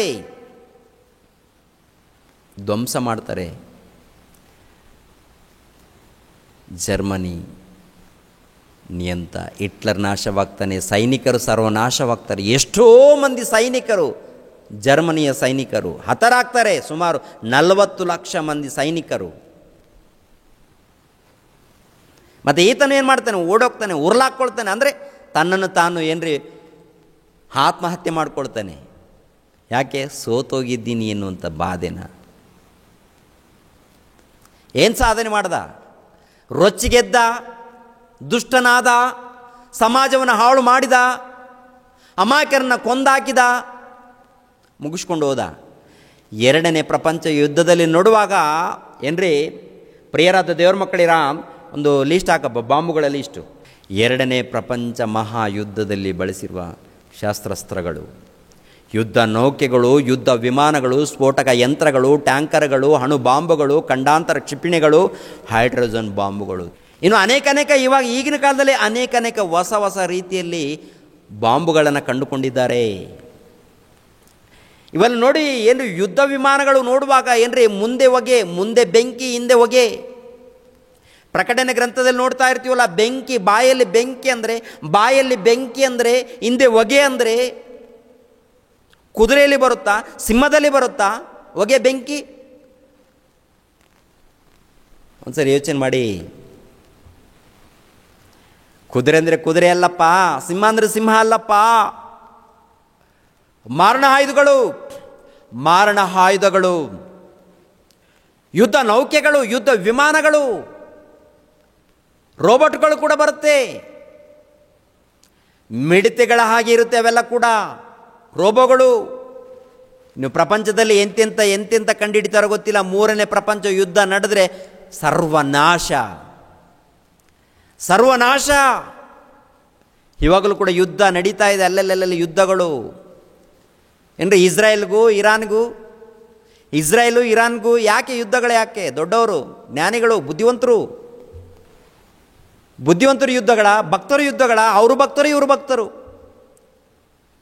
ಇರಾನ್ ದೇಶದಲ್ಲಿದ್ದವರು ಅವರು ಭಕ್ತರು, ಇರಾಕ್ನಲ್ಲಿದ್ದವರು ಇವರು ಭಕ್ತರು. ಅದೇ ಪ್ರಕಾರ ಏನು ಗಾಜಾ ಸ್ಟ್ರಿಪ್ ಆಗಿರ್ಬೋದು, ಪ್ಯಾಲೆಸ್ಟೀನಲ್ಲಿ ಆಗಿರ್ಬೋದು, ಬಾಗ್ದಾದ್ನಲ್ಲಿ ಆಗಿರ್ಬೋದು, ಪ್ರಪಂಚ ದೇಶದಲ್ಲಿ ನೋಡುವಾಗ ಅಮೆರಿಕದಲ್ಲಿದ್ದವರು ಇವರು ಭಕ್ತರು, ಲಂಡನ್ನಲ್ಲಿದ್ದಂಥ ಅವರು ಭಕ್ತರು, ಭಾರತ ದೇಶದಲ್ಲಿದ್ದವರು ಇವರು ಭಕ್ತರು, ಎಲ್ಲರೂ ಭಕ್ತರಾಗಿರುವಾಗ ಯಾಕೆ ಯುದ್ಧಗಳು? ಯಾಕೆ? ಎಲ್ಲರೂ ಭಕ್ತರು ಆಗಿರುವಾಗ ಯುದ್ಧಗಳು ಯಾಕಪ್ಪ? ಭಕ್ತರ ವೇಷದಲ್ಲಿ ಒಳಗಡೆ ಭ್ರಷ್ಟಾತ್ಮ ಇದೆ ರೀ. ಒಳಗಡೆ, ಹೃದಯದ ಒಳಗಡೆ ಭ್ರಷ್ಟಾತ್ಮ. ಭೂಮಿ ಬೇಕು ಎಂದು, ಆಕಾಶ ಬೇಕು ಎಂದು, ಅಧಿಕಾರ ಬೇಕು ಎಂದು, ಹಣ ಬೇಕು ಎಂದು, ಹುಡುಗಿಯರು ಬೇಕು ಎಂದು ಭ್ರಷ್ಟಾತ್ಮ ಹೃದಯದಲ್ಲಿ ತುಂಬಿರುವುದರಿಂದ ಯುದ್ಧಗಳು ನಡೀತಾ ಇದೆ, ಮಾನಭಂಗಗಳು ನಡೀತಾ ಇದೆ, ನರಹತ್ಯೆ ನಡೀತಾ ಇದೆ. ಏನ್ರಿ ಅನೇಕ ಭ್ರಷ್ಟ ಕಾರ್ಯಕ್ರಮಗಳು ನಡೀತಾ ಇದೆ. ಭ್ರಷ್ಟ ಕಾರ್ಯಕ್ರಮಗಳು ಇವೆಲ್ಲ ವಿಷಯಗಳನ್ನು ಕುರಿತು ದೇವರು ಯಾವಾಗಲೂ 1ನೇ ಶತಮಾನದಲ್ಲೇ ಹೇಳ್ಬಿಟ್ಟಿದ್ದಾರೆ. ಇವೆಲ್ಲ ಕೂಡ ಬರೆಸಿದ್ದಾರೆ. 3 ಕಾಲಕ್ಕೆ ಸಂಬಂಧಪಟ್ಟಂಥ ವಿಷಯಗಳು ಪ್ರಕಟಣೆ ಗ್ರಂಥದಲ್ಲಿ ಇದೆ. ಸಭೆ ಪರಲೋಕಕ್ಕೆ ಹೋದ ಮೇಲೆ ನಡೆಯುತ್ತೆ ಅಂತಲ್ಲ, ಅದು ಮೂಢತ್ವ. ಅದು ಯೇಸು ಕ್ರಿಸ್ತರು 2ನೇ ಆಗಮನದವರೆಗೆ ಬರೋ ತನಕ ನಡೀತಾ ಇರುತ್ತೆ. ಯುದ್ಧಗಳು, ಮಾರಣಕಾಂಡಗಳು ನಡೀತಾ ಇರುತ್ತೆ. ಜನರು ಕೇಳಲ್ಲ. ಯಾರು ಕೇಳೋ ಸ್ಥಿತಿಯಲ್ಲಿ ಯಾರು ಇಲ್ಲ. ವ್ಯಭಿಚಾರ ಮಾಡುವಂಥವ್ರು ಮಾಡ್ತಾನೆ ಇರ್ತಾರೆ. ಕಳ್ಳರು, ಕದಿಮರು ಅವ್ರ ಕೆಲಸ ಅವ್ರು ಮಾಡ್ತಾನೆ ಇರ್ತಾರೆ. ಗುಂಡಾಗಳು ಇವ್ರ ಕೆಲಸ ಇವ್ರು ಮಾಡ್ತಾನೆ ಇರ್ತಾರೆ. ಯುದ್ಧ ಮಾಡೋರು ಅವ್ರ ಕೆಲಸ ಅವ್ರು ಮಾಡ್ತಾನೆ ಇರ್ತಾರೆ. ದೇವರ ವಾಕ್ಯವನ್ನು ತಿಳಿದಂಥವ್ರು, ಸೇವಕರು ಸುವಾರ್ತೆ ಮಾಡ್ತಾ ಇರ್ತಾರೆ. ಪ್ರಾಣ ಹೋಗೋ ತನಕ ಸುವಾರ್ತೆ ಮಾಡ್ತಾ ಇರ್ತಾರೆ. ದೇವರ ವಾಕ್ಯಗಳನ್ನು ಸಾರ್ತಾ ಇರ್ತಾರೆ. ಅರ್ಥ ಆಗ್ತಾ ಇಲ್ವಾ? ದೇವರ ವಚನಗಳು ಅರ್ಥ ಆಗ್ತಾ ಇಲ್ವಾ? 17ನೇ ವಚನ, ನಾನು ದರ್ಶನದಲ್ಲಿ ಕಂಡ ಕುದುರೆಗಳ ಮತ್ತು ಸವಾರರ ವಿವರಣೆ ಹೇಗೆಂದರೆ, ಸವಾರರ ಕವಚಗಳ ಬಣ್ಣವು ಬೆಂಕಿ, ಹೊಗೆ, ಗಂಧಕ ಇವುಗಳ ಬಣ್ಣದಾಗಿತ್ತು. ಕುದುರೆಗಳ ತಲೆಗಳು ಸಿಂಹಗಳ ತಲೆಗಳಂತಿದ್ದವು. ಅವುಗಳ ಬಾಯಿಂದ ಬೆಂಕಿ, ಹೊಗೆ, ಗಂಧಕ ಇವುಗಳು ಹೊರಡುತ್ತಿದ್ದವು. ಅವುಗಳ ಬಾಯಿಂದ ಹೊರಟ ಬೆಂಕಿ, ಹೊಗೆ, ಗಂಧಕ ಎಂಬ 3 ಉಪದ್ರವಗಳಿಂದ ಮನುಷ್ಯರಲ್ಲಿ 3ನೇ ಭಾಗವು ಹತವಾಯಿತು. ಆ ಕುದುರೆಗಳ ಸಾಮರ್ಥ್ಯವು ಅವುಗಳ ಬಾಯಲ್ಲಿಯೂ ಬಾಲಗಳಲ್ಲಿಯೂ ಇತ್ತು. ಬಾಯಲ್ಲಿ ಅಂದರೆ ಮುಂದೆ ಆಗಲಿ ಹಿಂದೆ ಆಗಲಿ ಅದರ ಸಾಮರ್ಥ್ಯ ಇದೆ ಅಂತೆ. ಹಿಂದೆ ಹೋದರೂ ಕೂಡ ಕೊಂದಾಕುವಂಥದ್ದು, ಮುಂದೆ ಬಂದರೂ ಕೂಡ ಕೊಂದಾಕುವಂಥದ್ದು, ಅಂಥ ಸಾಮರ್ಥ್ಯ ಅವುಗಳಿಗೆ ಇದೆ. ಅಂದರೆ ಮನುಷ್ಯರು ತಯಾರು ಮಾಡುವಂಥದ್ದು. ಮಾರಣಕಾಂಡಗಳು ಪ್ರಪಂಚ ದೇಶದಲ್ಲಿ ನೋಡ್ತಾ ಇದ್ದೀವಿ. 3ನೇ ಭಾಗವು ಹತವಾಯಿತು. ಆ ಕುದುರೆಗಳ ಸಾಮರ್ಥ್ಯವು ಅವುಗಳ ಬಾಯಲ್ಲಿಯೂ ಬಾಲಗಳಲ್ಲಿಯೂ ಇತ್ತು. ಅವುಗಳ ಬಾಲಗಳು ತಲೆಗಳುಳ್ಳವುಗಳಾಗಿ ಸರ್ಪಗಳ ಹಾಗೆ ಇದ್ದವು. ಅವುಗಳಿಂದ ಕೇಡನುಂಟು ಮಾಡುತ್ತವೆ. ಉಪದ್ರವಗಳಿಂದ ಸಾಯದೆ ಉಳಿದ ಜನರು ತಾವೇ ಮಾಡಿಕೊಂಡ ವಿಗ್ರಹಗಳನ್ನು ಬಿಟ್ಟು ದೇವರ ಕಡೆಗೆ ತಿರುಗಲಿಲ್ಲ. ಯಾರ ಕಡೆಗೆ ತಿರುಗಲಿಲ್ಲ? ದೇವರ ಕಡೆಗೆ ತಿರುಗಲಿಲ್ಲ. ಉಪದ್ರವಗಳು ಬಂದರು, ಅಂಟು ರೋಗಗಳು ಬಂದರು, ಯಾರಾದರೂ ಬಂದು ಕೊಂದಾಕಿದ್ರು, ಅನೇಕ ಸಮಸ್ಯೆಗಳು ಉಂಟಾದರೂ ಏನಾದರೂ ಕೂಡ ಅವಾಗ ಮಾತ್ರ ದೇವರೇ ನಮ್ಮ ದೇವರೇ ನಮ್ಮನ್ನು ಕಾಪಾಡಿ ದೇವರೇ ನಾನು ಯುದ್ಧಕ್ಕೆ ಹೋಗ್ತಾ ಇದ್ದೀನಿ, ದೇವರೇ ಕಾಪಾಡಿ ದೇವರೇ. ಯುದ್ಧಕ್ಕೆ ಹೋಗ್ತೀಯ ಮಗನೇ? ಲೋ ಮಗನೇ, ನೀನು ನನ್ನ ಮಗನಾಗಿರುವಾಗ ಯುದ್ಧಕ್ಕೆ ಯಾಕೆ ಹೋಗ್ತೀಯಪ್ಪ? ನನ್ನ ಮಗನಾಗಿರುವಂಥ ನೀನು ಯುದ್ಧಕ್ಕೆ ಹೋಗ್ಬೋದಾ? ಬಿಟ್ಬಿಡ, ಅವ್ರು ನೋಡ್ಕೊಳ್ತಾರೆ, ನಿನಗೆ ಆಗಬೇಕು. ದೇವರು ಏನಪ್ಪ ಅಂದರೆ ಭಕ್ತಿಯಿಂದ ನಡೀರಿ ಅಂತ ಹೇಳ್ತಾನೆ. ಭಕ್ತಿಯಿಂದ ನಡೆಯೋರು ಏನು ಮಾಡ್ತಾರೆ ಗೊತ್ತಾ? ಯೇಸು ಪ್ರಭು ಹೇಳಿರುವಂಥ ಮಾತಿಗೆ ಒಳಪಟ್ಟು ವಿಧೇಯರಾಗಿ ಎಲ್ಲರಿಗೋಸ್ಕರ ಪ್ರಾರ್ಥನೆ ಮಾಡ್ತಾರೆ. ದೇವರೇ ನಮ್ಮ ಕುಟುಂಬವನ್ನು ಕಾಪಾಡಿ, ಅದೇ ರೀತಿಯಲ್ಲಿ ಇವರನ್ನು ಕಾಪಾಡಿ ದೇವರೇ, ಕನಿಕರಿಸಿ ದೇವರೇ, ಕಾಪಾಡಿ ದೇವರೇ ಅಂತ ಆಲೋಚನೆ ಮಾಡಿ. ಪ್ರಿಯರ ದೇವರು ಬದಲಾಗಿಲ್ಲಂತ ಜನ. ಉಪದ್ರವಗಳು ಬಂದರೂ ಬದಲಾಗಿಲ್ಲ, ಚಂಡಮಾರುತಗಳು ಬಂದರೂ ಬದಲಾಗಿಲ್ಲ, ಜಲಪ್ರಳಯ ಬಂದು ಬಡ್ಕೊಂಡು ಹೋದರೂ ಬದಲಾಗಿಲ್ಲ, ಅಂಟು ರೋಗಗಳು ಬಂದರೂ, ಲಾಕ್ಡೌನ್ ಆದರೂ ಬದಲಾಗಿಲ್ಲ, ಯುದ್ಧಗಳು ನಡೆಯುವಾಗಲೂ ಬದಲಾಗಿಲ್ಲ, ನಾಶವಾದರೂ ಬದಲಾಗಿಲ್ಲ, ಸತ್ತೋದ್ರೂ ಬದಲಾಗಿಲ್ಲ. ಮತ್ತೇನಾಗಿದ್ದಾರೆ ಅಂತ ನೋಡುವಾಗ ಏನ್ರಿ ಪ್ರಿಯರಾದ ದೇವರ ಮಕ್ಕಳಿರ, ಉಪದ್ರವಗಳಿಂದ ಸಾಯದೆ ಉಳಿದ ಜನರು ತಾವೇ ಮಾಡಿಕೊಂಡ ವಿಗ್ರಹಗಳನ್ನು ಬಿಟ್ಟು ದೇವರ ಕಡೆಗೆ ತಿರುಗಲಿಲ್ಲ. ಅವರು ದೆವ್ವಗಳ ಪೂಜೆಯನ್ನು ಬಂಗಾರ, ಬೆಳ್ಳಿ, ತಾಮ್ರ, ಕಲ್ಲು, ಮರ ಇವೇ ಮುಂತಾದವುಗಳಿಂದ ಮಾಡಲ್ಪಟ್ಟು ನೋಡಲಾರದೆ, ಕೇಳಲಾರದೆ, ನಡೆಯಲಾರದೆ ಇರುವ ವಿಗ್ರಹಗಳ ಪೂಜೆಯನ್ನು ಬಿಡಲಿಲ್ಲ. ಇದಲ್ಲದೆ ತಾವು ನಡೆಸುತ್ತಿದ್ದ ಕೊಲೆ, ಮಾಟ, ಜಾರತ್ವ, ಕಳ್ಳತನ ಇವುಗಳೊಳಗೆ ಒಂದನ್ನು ಬಿಡಲಿಲ್ಲ. ಅಂದರೆ ಕೊಲೆ ಬಿಡಲಿಲ್ಲ, ಕೊಲೆ ಮಾಡುವಂಥದ್ದು ಬಿಡಲಿಲ್ಲ, ಮಾಟ ಮಾಡುವಂಥದ್ದು ಬಿಡಲಿಲ್ಲ, ಜಾರತ್ವ ಬಿಡಲಿಲ್ಲ, ಕಳ್ಳತನ ಕೂಡ ಬಿಡಲಿಲ್ವಂತೆ. ದೇವರ ಬಳಿಗೆ ಬರಲಿಲ್ವಂತೆ, ದೇವರ ಕಡೆಗೆ ಬರಲಿಲ್ವಂತೆ, ಬದಲಾಗಲಿಲ್ವಂತೆ, ಮನಸಾಂತರ ಹೊಂದಲಿಲ್ಲವಂತೆ. ಮನಸಾಂತರ ಹೊಂದಬೇಕಂತಲೇ ತಾನೇ ಭೂಕಂಪ ಬಂದಿದ್ದು, ನೀನು ಬದಲಾಗಬೇಕು ಅಂತ ತಾನೇ ಜಲಪ್ರಳಯ ಬಂದಿದ್ದು, ನೀನು ಬದಲಾಗಬೇಕು ಅಂತ ತಾನೇ ಕೊರೋನಾ ಬಂದಿದ್ದು, ನೀನು ಬದಲಾಗಬೇಕು ಅಂತ ತಾನೇ ಅಂಟು ರೋಗ ಬಂದಿದ್ದು. ನೀನು ಬದಲಾಗಬೇಕು, ನೀನು ಬದಲಾಗಿ ದೇವರ ಕಡೆಗೆ ತಿರುಗಬೇಕು ಎಂದು ಉದ್ದೇಶದಿಂದ ದೇವರ ಇಂಥ ಉಪದ್ರವಗಳು, ಅಂಟು ರೋಗಗಳು ಯಾವುದೊಂದು ಸಮಸ್ಯೆಯನ್ನು ಉಂಟು ಮಾಡಿದಾಗ ನೀನು ಬದಲಾಗಿ ದೇವರ ಕಡೆಗೆ ಬರಬೇಕಪ್ಪ ಮಗನೇ, ಮಗಳೇ. ಎಲ್ಲಿ ಬರ್ತಾರೆ ಪ್ರಿಯರೇ? ಎರಡನೇ ಪ್ರಪಂಚ ಯುದ್ಧದಲ್ಲಿ ನೋಡುವಾಗ ಸುಮಾರು 6 ಕೋಟಿ ಮಂದಿ ಮರಣ ಹೊಂದಿದ್ದಾರೆ ಪ್ರಿಯರೇ. 6 ಕೋಟಿ ಮಂದಿ ಮರಣ ಹೊಂದಿದ್ದಾರೆ. ಟೋಟಲ್ 6 ಕೋಟಿ ಮಂದಿ. ಅದರಲ್ಲಿ ಎಷ್ಟೋ ಮಂದಿ ಅಂಗವಿಕಲರಾಗಿದ್ದಾರೆ, ಎಷ್ಟೋ ಮಂದಿ ರೋಗಗ್ರಸ್ತರಾಗಿದ್ದಾರೆ, ಎಷ್ಟೋ ಮಂದಿ ಕುಟುಂಬವನ್ನು ಹಾಳು ಮಾಡಿಕೊಂಡಿದ್ದಾರೆ. ಕುಟುಂಬದಲ್ಲಿ ಗಂಡನಿಲ್ಲದೆ, ಕುಟುಂಬದಲ್ಲಿ ಹಿರಿಯರು ಹಿರಿಸ್ಥಾನದಲ್ಲಿ ಇಲ್ಲದೆ ವಿಧಿವೇರಾಗಿದ್ದಾರೆ. ವಿಧಿವೇರು ಕುಟುಂಬದಲ್ಲಿ ಯಜಮಾನನು ಹೋದರೆ, ಕುಟುಂಬದಲ್ಲಿ ಹಿರಿ ಮಕ್ಕಳು ಹೋದರೆ, ಕುಟುಂಬದಲ್ಲಿ ಹಿರಿಯರು ಸತ್ತೋದರೆ, ಸುಮಾರು 6 ಕೋಟಿ ಮಂದಿ ಮಾನವರು, ಸೈನಿಕರಲ್ಲಿ ಅನೇಕರು. 2 ಗುಂಪಿದೆಯಲ್ಲ, 2 ವರ್ಗದವರು.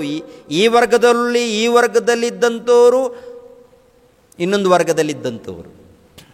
ಅದರ ಮಧ್ಯದಲ್ಲಿ ಈ ಭಯಂಕರವಾದಂಥ ಕ್ಷಿಪಣಿಗಳು, ಭಯಂಕರವಾದಂಥ ಬಾಂಬುಗಳು ಉಡಾಯಿಸಿದಾಗ ಏನಾಗುತ್ತೆ ರೀ ಪ್ರಿಯರಾದ ದೇವ್ರ ಮಕ್ಕಳಿರ? ಪ್ರಕೃತಿ ವಾತಾವರಣ ಎಲ್ಲ ಕೆಟ್ಟೋಗುತ್ತೆ ರೀ. ಅನೇಕ ದೇಶಗಳು ಸಾಲದಲ್ಲಿ ಉಳ್ಕೊಂಡಿವೆ. ಆವಾಗಿನ ಕಾಲದಲ್ಲಿ ದೊಡ್ಡ ದೊಡ್ಡ ದೇಶಗಳಂತ ಹೇಳಿಕೊಳ್ಳುವಂಥ ದೇಶಗಳು ಸಾಲದಲ್ಲಿ ಉಳ್ಕೊಂಡಿದೆ ಆಗಿನ ಕಾಲದಲ್ಲಿ. ಇವಾಗ ಸರಿಯಾಗಿದೆ ರೀ. ಆ ನಂತರ ವಿಶ್ವ ಸಂಸ್ಥೆ ಎನ್ನುವಂಥದ್ದು ಅವಾಗ ಸ್ಥಿರಗೊಳ್ಳುತ್ತೆ, ಪ್ರಾರಂಭವಾಗುತ್ತೆ ರೀ. ಎರಡನೇ ಪ್ರಪಂಚ ಯುದ್ಧ ನಡೆದ ಮೇಲೆ ನಾವೇನು ಸಾಧನೆ ಮಾಡಿದ್ದೀವಿ? ಇದೆಲ್ಲ ಪ್ರಪಂಚ ಯುದ್ಧ ಆದಮೇಲೆ ಏನು ಸಾಧನೆ ಆಯಿತು? ಏನಿಲ್ಲ. ಆಸ್ತಿ ನಷ್ಟ ಆಯಿತು, ಪ್ರಾಣ ನಷ್ಟ ಆಯಿತು, ಮಕ್ಕಳನ್ನು ಕಳ್ಕೊಂಡ್ವಿ, ಮೊಮ್ಮಕ್ಕಳನ್ನು ಕಳ್ಕೊಂಡ್ವಿ, ಯುವಕರನ್ನು, ಹುಡುಗರನ್ನು ಅನೇಕರನ್ನು ಕಳ್ಕೊಂಡಿವಿ. ನಾವು ಏನು ಉಳಿಸ್ಕೊಂಡಿಲ್ಲ. ನಮ್ಮ ಕುಟುಂಬಗಳನ್ನು ಕಳ್ಕೊಂಡಿದ್ದೀವಿ, ನಮ್ಮ ಆಸ್ತಿಯನ್ನು ಕಳ್ಕೊಂಡಿದ್ದೀವಿ. ಅದು ನಡೆದಿದೆ. ಒಂದ್ಸರಿ ಆಲೋಚನೆ ಮಾಡಿ ಪ್ರಿಯರೇ. 16ನೇ ವಚನದಲ್ಲಿ ಒಂದು ಮಾತಿರುತ್ತಲ್ಲ, ಕುದುರೆಯ ದಂಡಿನವರ ಸಂಖ್ಯೆಯು 20 ಕೋಟಿ ಎಂದು ನನಗೆ ಹೇಳಿತು. ಅಂದರೆ 20 ಕೋಟಿ ಅಂದರೆ 20 ಕೋಟಿ ಇರ್ತಾರೆ ಕುದುರೆಯ ದಂಡಿನ ಸಂಖ್ಯೆ. ಅವ್ರು ಹೀಗೇನೇ ಇರ್ತಾರೆ. ಹಾಗಲ್ಲ, ಮನುಷ್ಯರ ಮಧ್ಯದಲ್ಲಿ ನಡೆಯುವಂಥದ್ದು. ಯಾಕೆ? ಬದಲಾಗ್ರಿ ಅಂತ. ಮತ್ತೇನು ನಡೀತಾ ಇದೆ? ಮಾಟ ಮಂತ್ರಗಳು. ಈಗಿನ ಕಾಲದಲ್ಲಿ ವಾಮಾಚಾರ, ಮಾಟ ಮಂತ್ರಗಳು. ಅಬ್ಬಾಬಾಬು, ಏನೋ ಉದ್ಧಾರ ಮಾಡ್ತಾರೆ ನಾಶ ಮಾಡೋದಕ್ಕೆ. ಅಂದರೆ ಇವ್ರ ಹೊಟ್ಟೆ ತುಂಬಿಸ್ಕೊಳ್ಳೋದಕ್ಕೆ ವಾಮಾಚಾರ, ಮಾಟ ಮಂತ್ರ. ಇವರ ಹೊಟ್ಟೆಗಳನ್ನು ತುಂಬಿಸ್ಕೊಳ್ಳೋದಕ್ಕೆ ಮಾಟ ಮಂತ್ರಗಳು, ವಾಮಾಚಾರಗಳು, ಆನಂತರ ಜ್ಯೋತಿಷ್ಕರು. ಇವರ ಹೊಟ್ಟೆಗಳನ್ನು ತುಂಬಿಕೊಳ್ಳೋದಕ್ಕೆ ಇನ್ನೊಬ್ಬರ ಹೊಟ್ಟೆಯನ್ನು ಹೊಡಿತಾರೆ, ಇನ್ನೊಬ್ಬರ ಮನೆಯನ್ನು ಮುಚ್ಚಿ ಇವರು ಹೊಟ್ಟೆ ತುಂಬಿಸ್ಕೊಳ್ತಾರೆ. ನಮ್ಮ ಸೇವಕರ ಮಧ್ಯದಲ್ಲಿ, ನಮ್ಮ ಕ್ರೈಸ್ತರ ಮಧ್ಯದಲ್ಲಿ ಇಂಥ ಕ್ರೂರರು ತಯಾರಾಗಿದ್ದಾರೆ ಗೊತ್ತಾ? ನಮ್ಮ ಕ್ರೈಸ್ತರು ಎನ್ನುವಂಥ ಸೇವಕರ ಮಧ್ಯದಲ್ಲಿ ಕ್ರೂರರು. ಆ ಮನೆಯಲ್ಲಿ ಹೋಗ್ತಾರೆ, ನಿಂಬೆಹಣ್ಣು ಅವನೇ ಮನೆಯಲ್ಲಿ ನಿಮ್ಮ ಮನೆಯಲ್ಲಿ ಮಾಟ ಮಂತ್ರ ಮಾಡಿದ್ದಾರೆ. ಕೆಲವರು ಪಾಸ್ಟ್ರುಗಳು, ಕೆಲವರು ಕಳ್ಳ ಪಾಸ್ಟ್ರುಗಳು ಪ್ರಾರ್ಥನೆಗೆ ಕರೀತಾ ಇದ್ದಾರಲ್ಲ, ಅಯ್ಯ ವ್ಯಾಪಾರ ಇಲ್ಲಯ್ಯ, ಉದ್ಯೋಗ ಇಲ್ಲಯ್ಯ, ಏನು ಸಮಾಧಾನ ಇಲ್ಲಯ್ಯ, ಏನು ಮಾಡಬೇಕು ಗೊತ್ತಿಲ್ಲಯ್ಯ, ಆಗಿದ್ರೆ ನಾನು ಬರ್ತೀನಮ್ಮ, ಪ್ರಾರ್ಥನೆ ಮಾಡ್ತೀನಮ್ಮ. ಮನೇಲಿ ಹೋಗ್ತಾನೆ, ಒಬ್ಬನೇ ಹೋಗ್ತಾನೆ, ಈ ಕಡೆ ಆ ಕಡೆ ತಿರುಗಾಡ್ತಾನೆ. ಅಮ್ಮ, ನಿಮ್ಮ ಮನೆಯಲ್ಲಿ ಮಾಟ ಮಂತ್ರ ಮಾಡಿದ್ದಾರೆ, ಇವನೇ ಹಾಕಿರ್ತಾನೆ ಆ ಕುಂಕುಮ, ಇಲ್ಲಾಂದರೆ ನಿಂಬೆಹಣ್ಣು, ಇವನೇ ಹಾಕಿರ್ತಾನೆ. ಕಳ್ಳ, ಇವನು ಕಳ್ಳ, ದೊಡ್ಡ ಕಳ್ಳ, ಇವನು ಭ್ರಷ್ಟ, ಇವನೇ ಹಾಕಿರ್ತಾನೆ. ಮತ್ತೆ ಹೋಗಿ ಇವನೇ ತೋರಿಸ್ತಾನೆ, ಇವನೇ ಹಾಕಿರ್ತಾನೆ, ಇವನೇ ತೋರಿಸ್ತಾನೆ. ಭ್ರಷ್ಟ. ದೇವರು ನಿನ್ನನ್ನು ಬಿಡಲ್ಲ. ಮನುಷ್ಯರನ್ನು ಮಾಯ ಮಾಡಿ, ಮೋಸ ಮಾಡಿ, ವಂಚನೆ ಮಾಡಿ ದಾರಿ ತಪ್ಪಿಸುವಂಥ ನಿನ್ನನ್ನು ದೇವರು ಬಿಡೋದಿಲ್ಲ. ಅದನ್ನು ಮಾತ್ರ ನೆನಪಲ್ಲಿಟ್ಕೋ. ಈ ವಿಡಿಯೋ ಯಾರನ್ನು ನೋಡ್ತಾರೋ ಇಂಥವರೆಲ್ಲರಿಗೂ ಬುದ್ಧಿ ಬರಬೇಕು. ದೇವರು ಸಹಿಸಲ್ಲ. ಅಮಾಯಕರ ಜಾಗ್ರತೆ ಪಡಿ. ಮಾಟ ಮಂತ್ರದಲ್ಲಿ ಶಕ್ತಿ ಇಲ್ಲ. ನಾಳೆ ಏನಾಗುತ್ತೋ ಗೊತ್ತಿಲ್ಲ. ಜ್ಯೋತಿಷ್ಕರು ಏನು ಹೇಳ್ತಾರೆ? ಇವರು ಏನು ಹೇಳ್ತಾರೆ? ಮಾಯಾ, ಮೋಸಗಳು. ಮೋಸ ನಡೀತಾ ಇದೆ. ಪ್ರಪಂಚ ದೇಶದಲ್ಲಿ ಮೋಸ ನಡೀತಾ ಇದೆ, ಅನ್ಯಾಯ ನಡೀತಾ ಇದೆ, ಅಕ್ರಮ ನಡೀತಾ ಇದೆ, ದರೋಡೆ ನಡೀತಾ ಇದೆ, ದಬ್ಬಾಳಿಕೆ ನಡೀತಾ ಇದೆ. ಜಾಗ್ರತೆ ಪಡಿ. ದೇವರ ಬಳಿಗೆ ಬನ್ನಿ, ದೇವರನ್ನು ತಿಳ್ಕೊಳ್ಳಿ, ದೇವರ ಜ್ಞಾನವನ್ನು ಅರ್ಥ ಮಾಡಿಕೊಳ್ಳಿ, ದೇವರ ಮನಸ್ಸನ್ನು ಅರ್ಥ ಮಾಡಿಕೊಳ್ಳಿ. ದೇವರು ನಿಮಗೆ ಜನ್ಮ ಕೊಟ್ಟಂಥ ತಂದೆ, ಜಗತ್ತನ್ನು ಉಂಟು ಮಾಡಿರುವಂಥ ತಂದೆ ಆತನು. ಆತನ ಮಾತನ್ನು ತಿಳ್ಕೊಂಡು ಭಕ್ತಿಯಿಂದ ನಡೀರಿ. ಭಕ್ತಿಯಿಂದ ನಡೆದರೆ ದೇವರ ಹತ್ತಿರ ಬರ್ತಾರೆ, ನಮ್ಮ ಬಳಿಗೆ ಬರ್ತಾರೆ. ದೇವರು ನಮಗೆ ಹತ್ತಿರವಾಗ್ತಾರೆ. ದೇವರು ನಮಗೆ ಹತ್ತಿರವಾಗ್ತಾರೆ. ಪ್ರಿಯರಾದ ದೇವರ ಮಕ್ಕಳಿರ, ಆಲೋಚನೆ ಮಾಡಿ. ಜಕರ್ಯ ಗ್ರಂಥ 1ನೇ ಅಧ್ಯಾಯ 3ನೇ ವಚನ.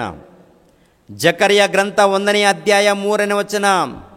ಆದ ಕಾರಣ ನೀನು ನಿನ್ನ ಜನರಿಗೆ ಹೀಗೆ ಹೇಳು, ಸೇನಾಧೀಶ್ವರನಾದ ಯೆಹೋವನು ಇಂತೆನ್ನುತ್ತಾನೆ, ನನ್ನ ಕಡೆಗೆ ಪುನಃ ತಿರುಗಿರಿ. ಇದು ಸೇನಾಧೀಶ್ವರನಾದ ಯೆಹೋವನ ನುಡಿ. ನಾನು ನಿಮ್ಮ ಕಡೆಗೆ ಪುನಃ ತಿರುಗುವೆನು. ನನ್ನ ಕಡೆಗೆ ತಿರುಗಿರಿ ಮಕ್ಕಳಿರ, ನನ್ನ ಕಡೆಗೆ ತಿರುಗಿರಿ ಅಂದರೆ ಬೈಬಲಲ್ಲಿ ಬರೆಸಿದ್ದೀನಿ. ತಿರುಗಿರಿ, ತಿಳ್ಕೊಳ್ರಿ, ಅರ್ಥ ಮಾಡಿಕೊಡ್ರಿ. ವಾಕ್ಯದಲ್ಲಿ ಏನು ಬರೆಯಲ್ಪಟ್ಟಿದೆಯೋ ಅದರ ಪ್ರಕಾರ ನಡೀರಿ. ನಾನು ನಿಮ್ಮ ಜೊತೆಗೆ ಬರ್ತೀನಿ, ನಿಮ್ಮ ಹಿಂದೆ ನಾನು ಇರ್ತೀನಿ, ನಿಮ್ಮನ್ನು ಕಾಪಾಡೋದಕ್ಕೆ ನನ್ನ ದೂತರನ್ನು ಕಳಿಸಿಕೊಡ್ತೀನಿ. ನಂಬಿಕೆ ಇದೆಯಾ? ನಂಬಿಕೆ ಇದ್ದರೆ ಈ ನಂಬಿಕೆಯ ಪ್ರಕಾರ, ಮಾತಿನ ಪ್ರಕಾರ ಜೀವಿಸಬೇಕು. ಮಾತಿನ ಪ್ರಕಾರ ಜೀವಿಸಬೇಕು. ಆಲೋಚನೆ ಮಾಡಿ ಪ್ರಿಯರಾದ ದೇವರ ಮಕ್ಕಳಿರ, ಆಲೋಚನೆ ಮಾಡಿ.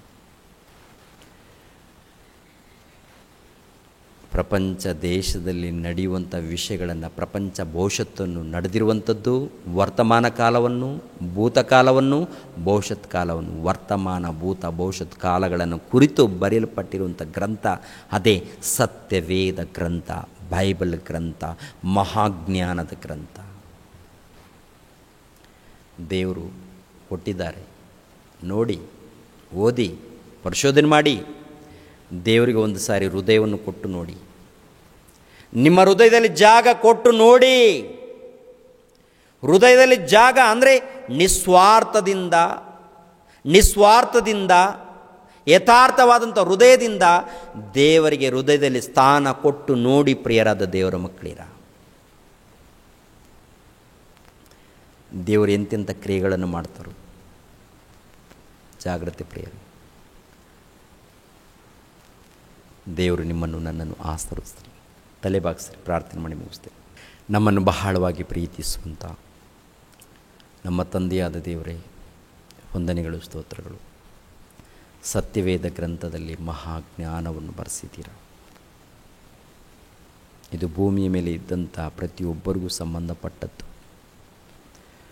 ತಂದೆ. ವರ್ತಮಾನ, ಭೂತ, ಭವಿಷ್ಯತ್ ಕಾಲಗಳಲ್ಲಿ ನಡೆಯುವಂಥ ಸಂಗತಿಗಳನ್ನು ಪ್ರತಿಯೊಂದು ಬರೆಸಿದ್ದೀರ ತಂದೆ. ನೀವು ಶ್ರೇಷ್ಠರು. ನಿಮ್ಮ ಮಾತುಗಳು ಶ್ರೇಷ್ಠ. ನಿಮ್ಮ ಮಾತುಗಳಲ್ಲಿ ನೋಡುವಾಗ ಪ್ರೀತಿ ಇದೆ, ತ್ಯಾಗ ಇದೆ, ದಯೆ ಇದೆ, ಕನಿಕರ ಇದೆ. ನಿಮ್ಮ ಮಾತಿಗೆ ಒಳಪಡದೆ ಭ್ರಷ್ಟರಾದರೆ ಕೊನೆಯದಾಗಿ ಎಚ್ಚರಿಕೆ ಕೊಟ್ಟು ಸಂಹಾರ ಮಾಡ್ತೀರಿ ಅಂತೇಳಿ ಬರೆಸಿದ್ದೀರ. ಇರೋ ವಿಷಯಗಳನ್ನು ತಂದೆಯಾದ ದೇವರು ನೀವು ಬರೆಸಿದ್ದೀರ ತಂದೆ. ಮನಸಾಂತರ ಹೊಂದಿ ಬದಲಾಗಿರಿ ನನ್ನ ಮಕ್ಕಳಿರಂತ ಅನೇಕ ಸಾರಿ ಭಕ್ತರ ಮೂಲಕ, ಪ್ರವಾದಿಗಳ ಮೂಲಕ, ಗ್ರಂಥದ ಮೂಲಕ ಹೇಳಿದ್ದೀರಾ. ಕೇಳುವವರು, ತಿಳ್ಕೊಳ್ಳುವವರು ಬಹಳ ಕಡಿಮೆ ತಂದೆ. ಇರೋ ವಿಷಯಗಳನ್ನು ನೇರವಾಗಿ ನಿಮ್ಮ ಮಕ್ಕಳಿಗೆ ಸಾರ್ತಾ ಇದ್ದೀನಿ ತಂದೆ. ಎಷ್ಟು ಮಂದಿ ನಿಮ್ಮ ಮಕ್ಕಳು ನಿಮ್ಮ ಮಾತುಗಳನ್ನು ಕೇಳಿದ್ದಾರೋ ಎಲ್ಲರನ್ನೂ ಆಶೀರ್ವದಿಸಿ, ಎಲ್ಲರನ್ನೂ ಕಾಪಾಡಿ, ಭಕ್ತಿಯಿಂದ ಜೀವಿಸೋದಕ್ಕೆ ಸಹಾಯ ಮಾಡಿ. ಇನ್ನು ಅನೇಕ ವಿಷಯಗಳನ್ನು ತಿಳ್ಕೊಳ್ಬೇಕು, ಸಹಾಯ ಮಾಡಿ ತಂದೆ.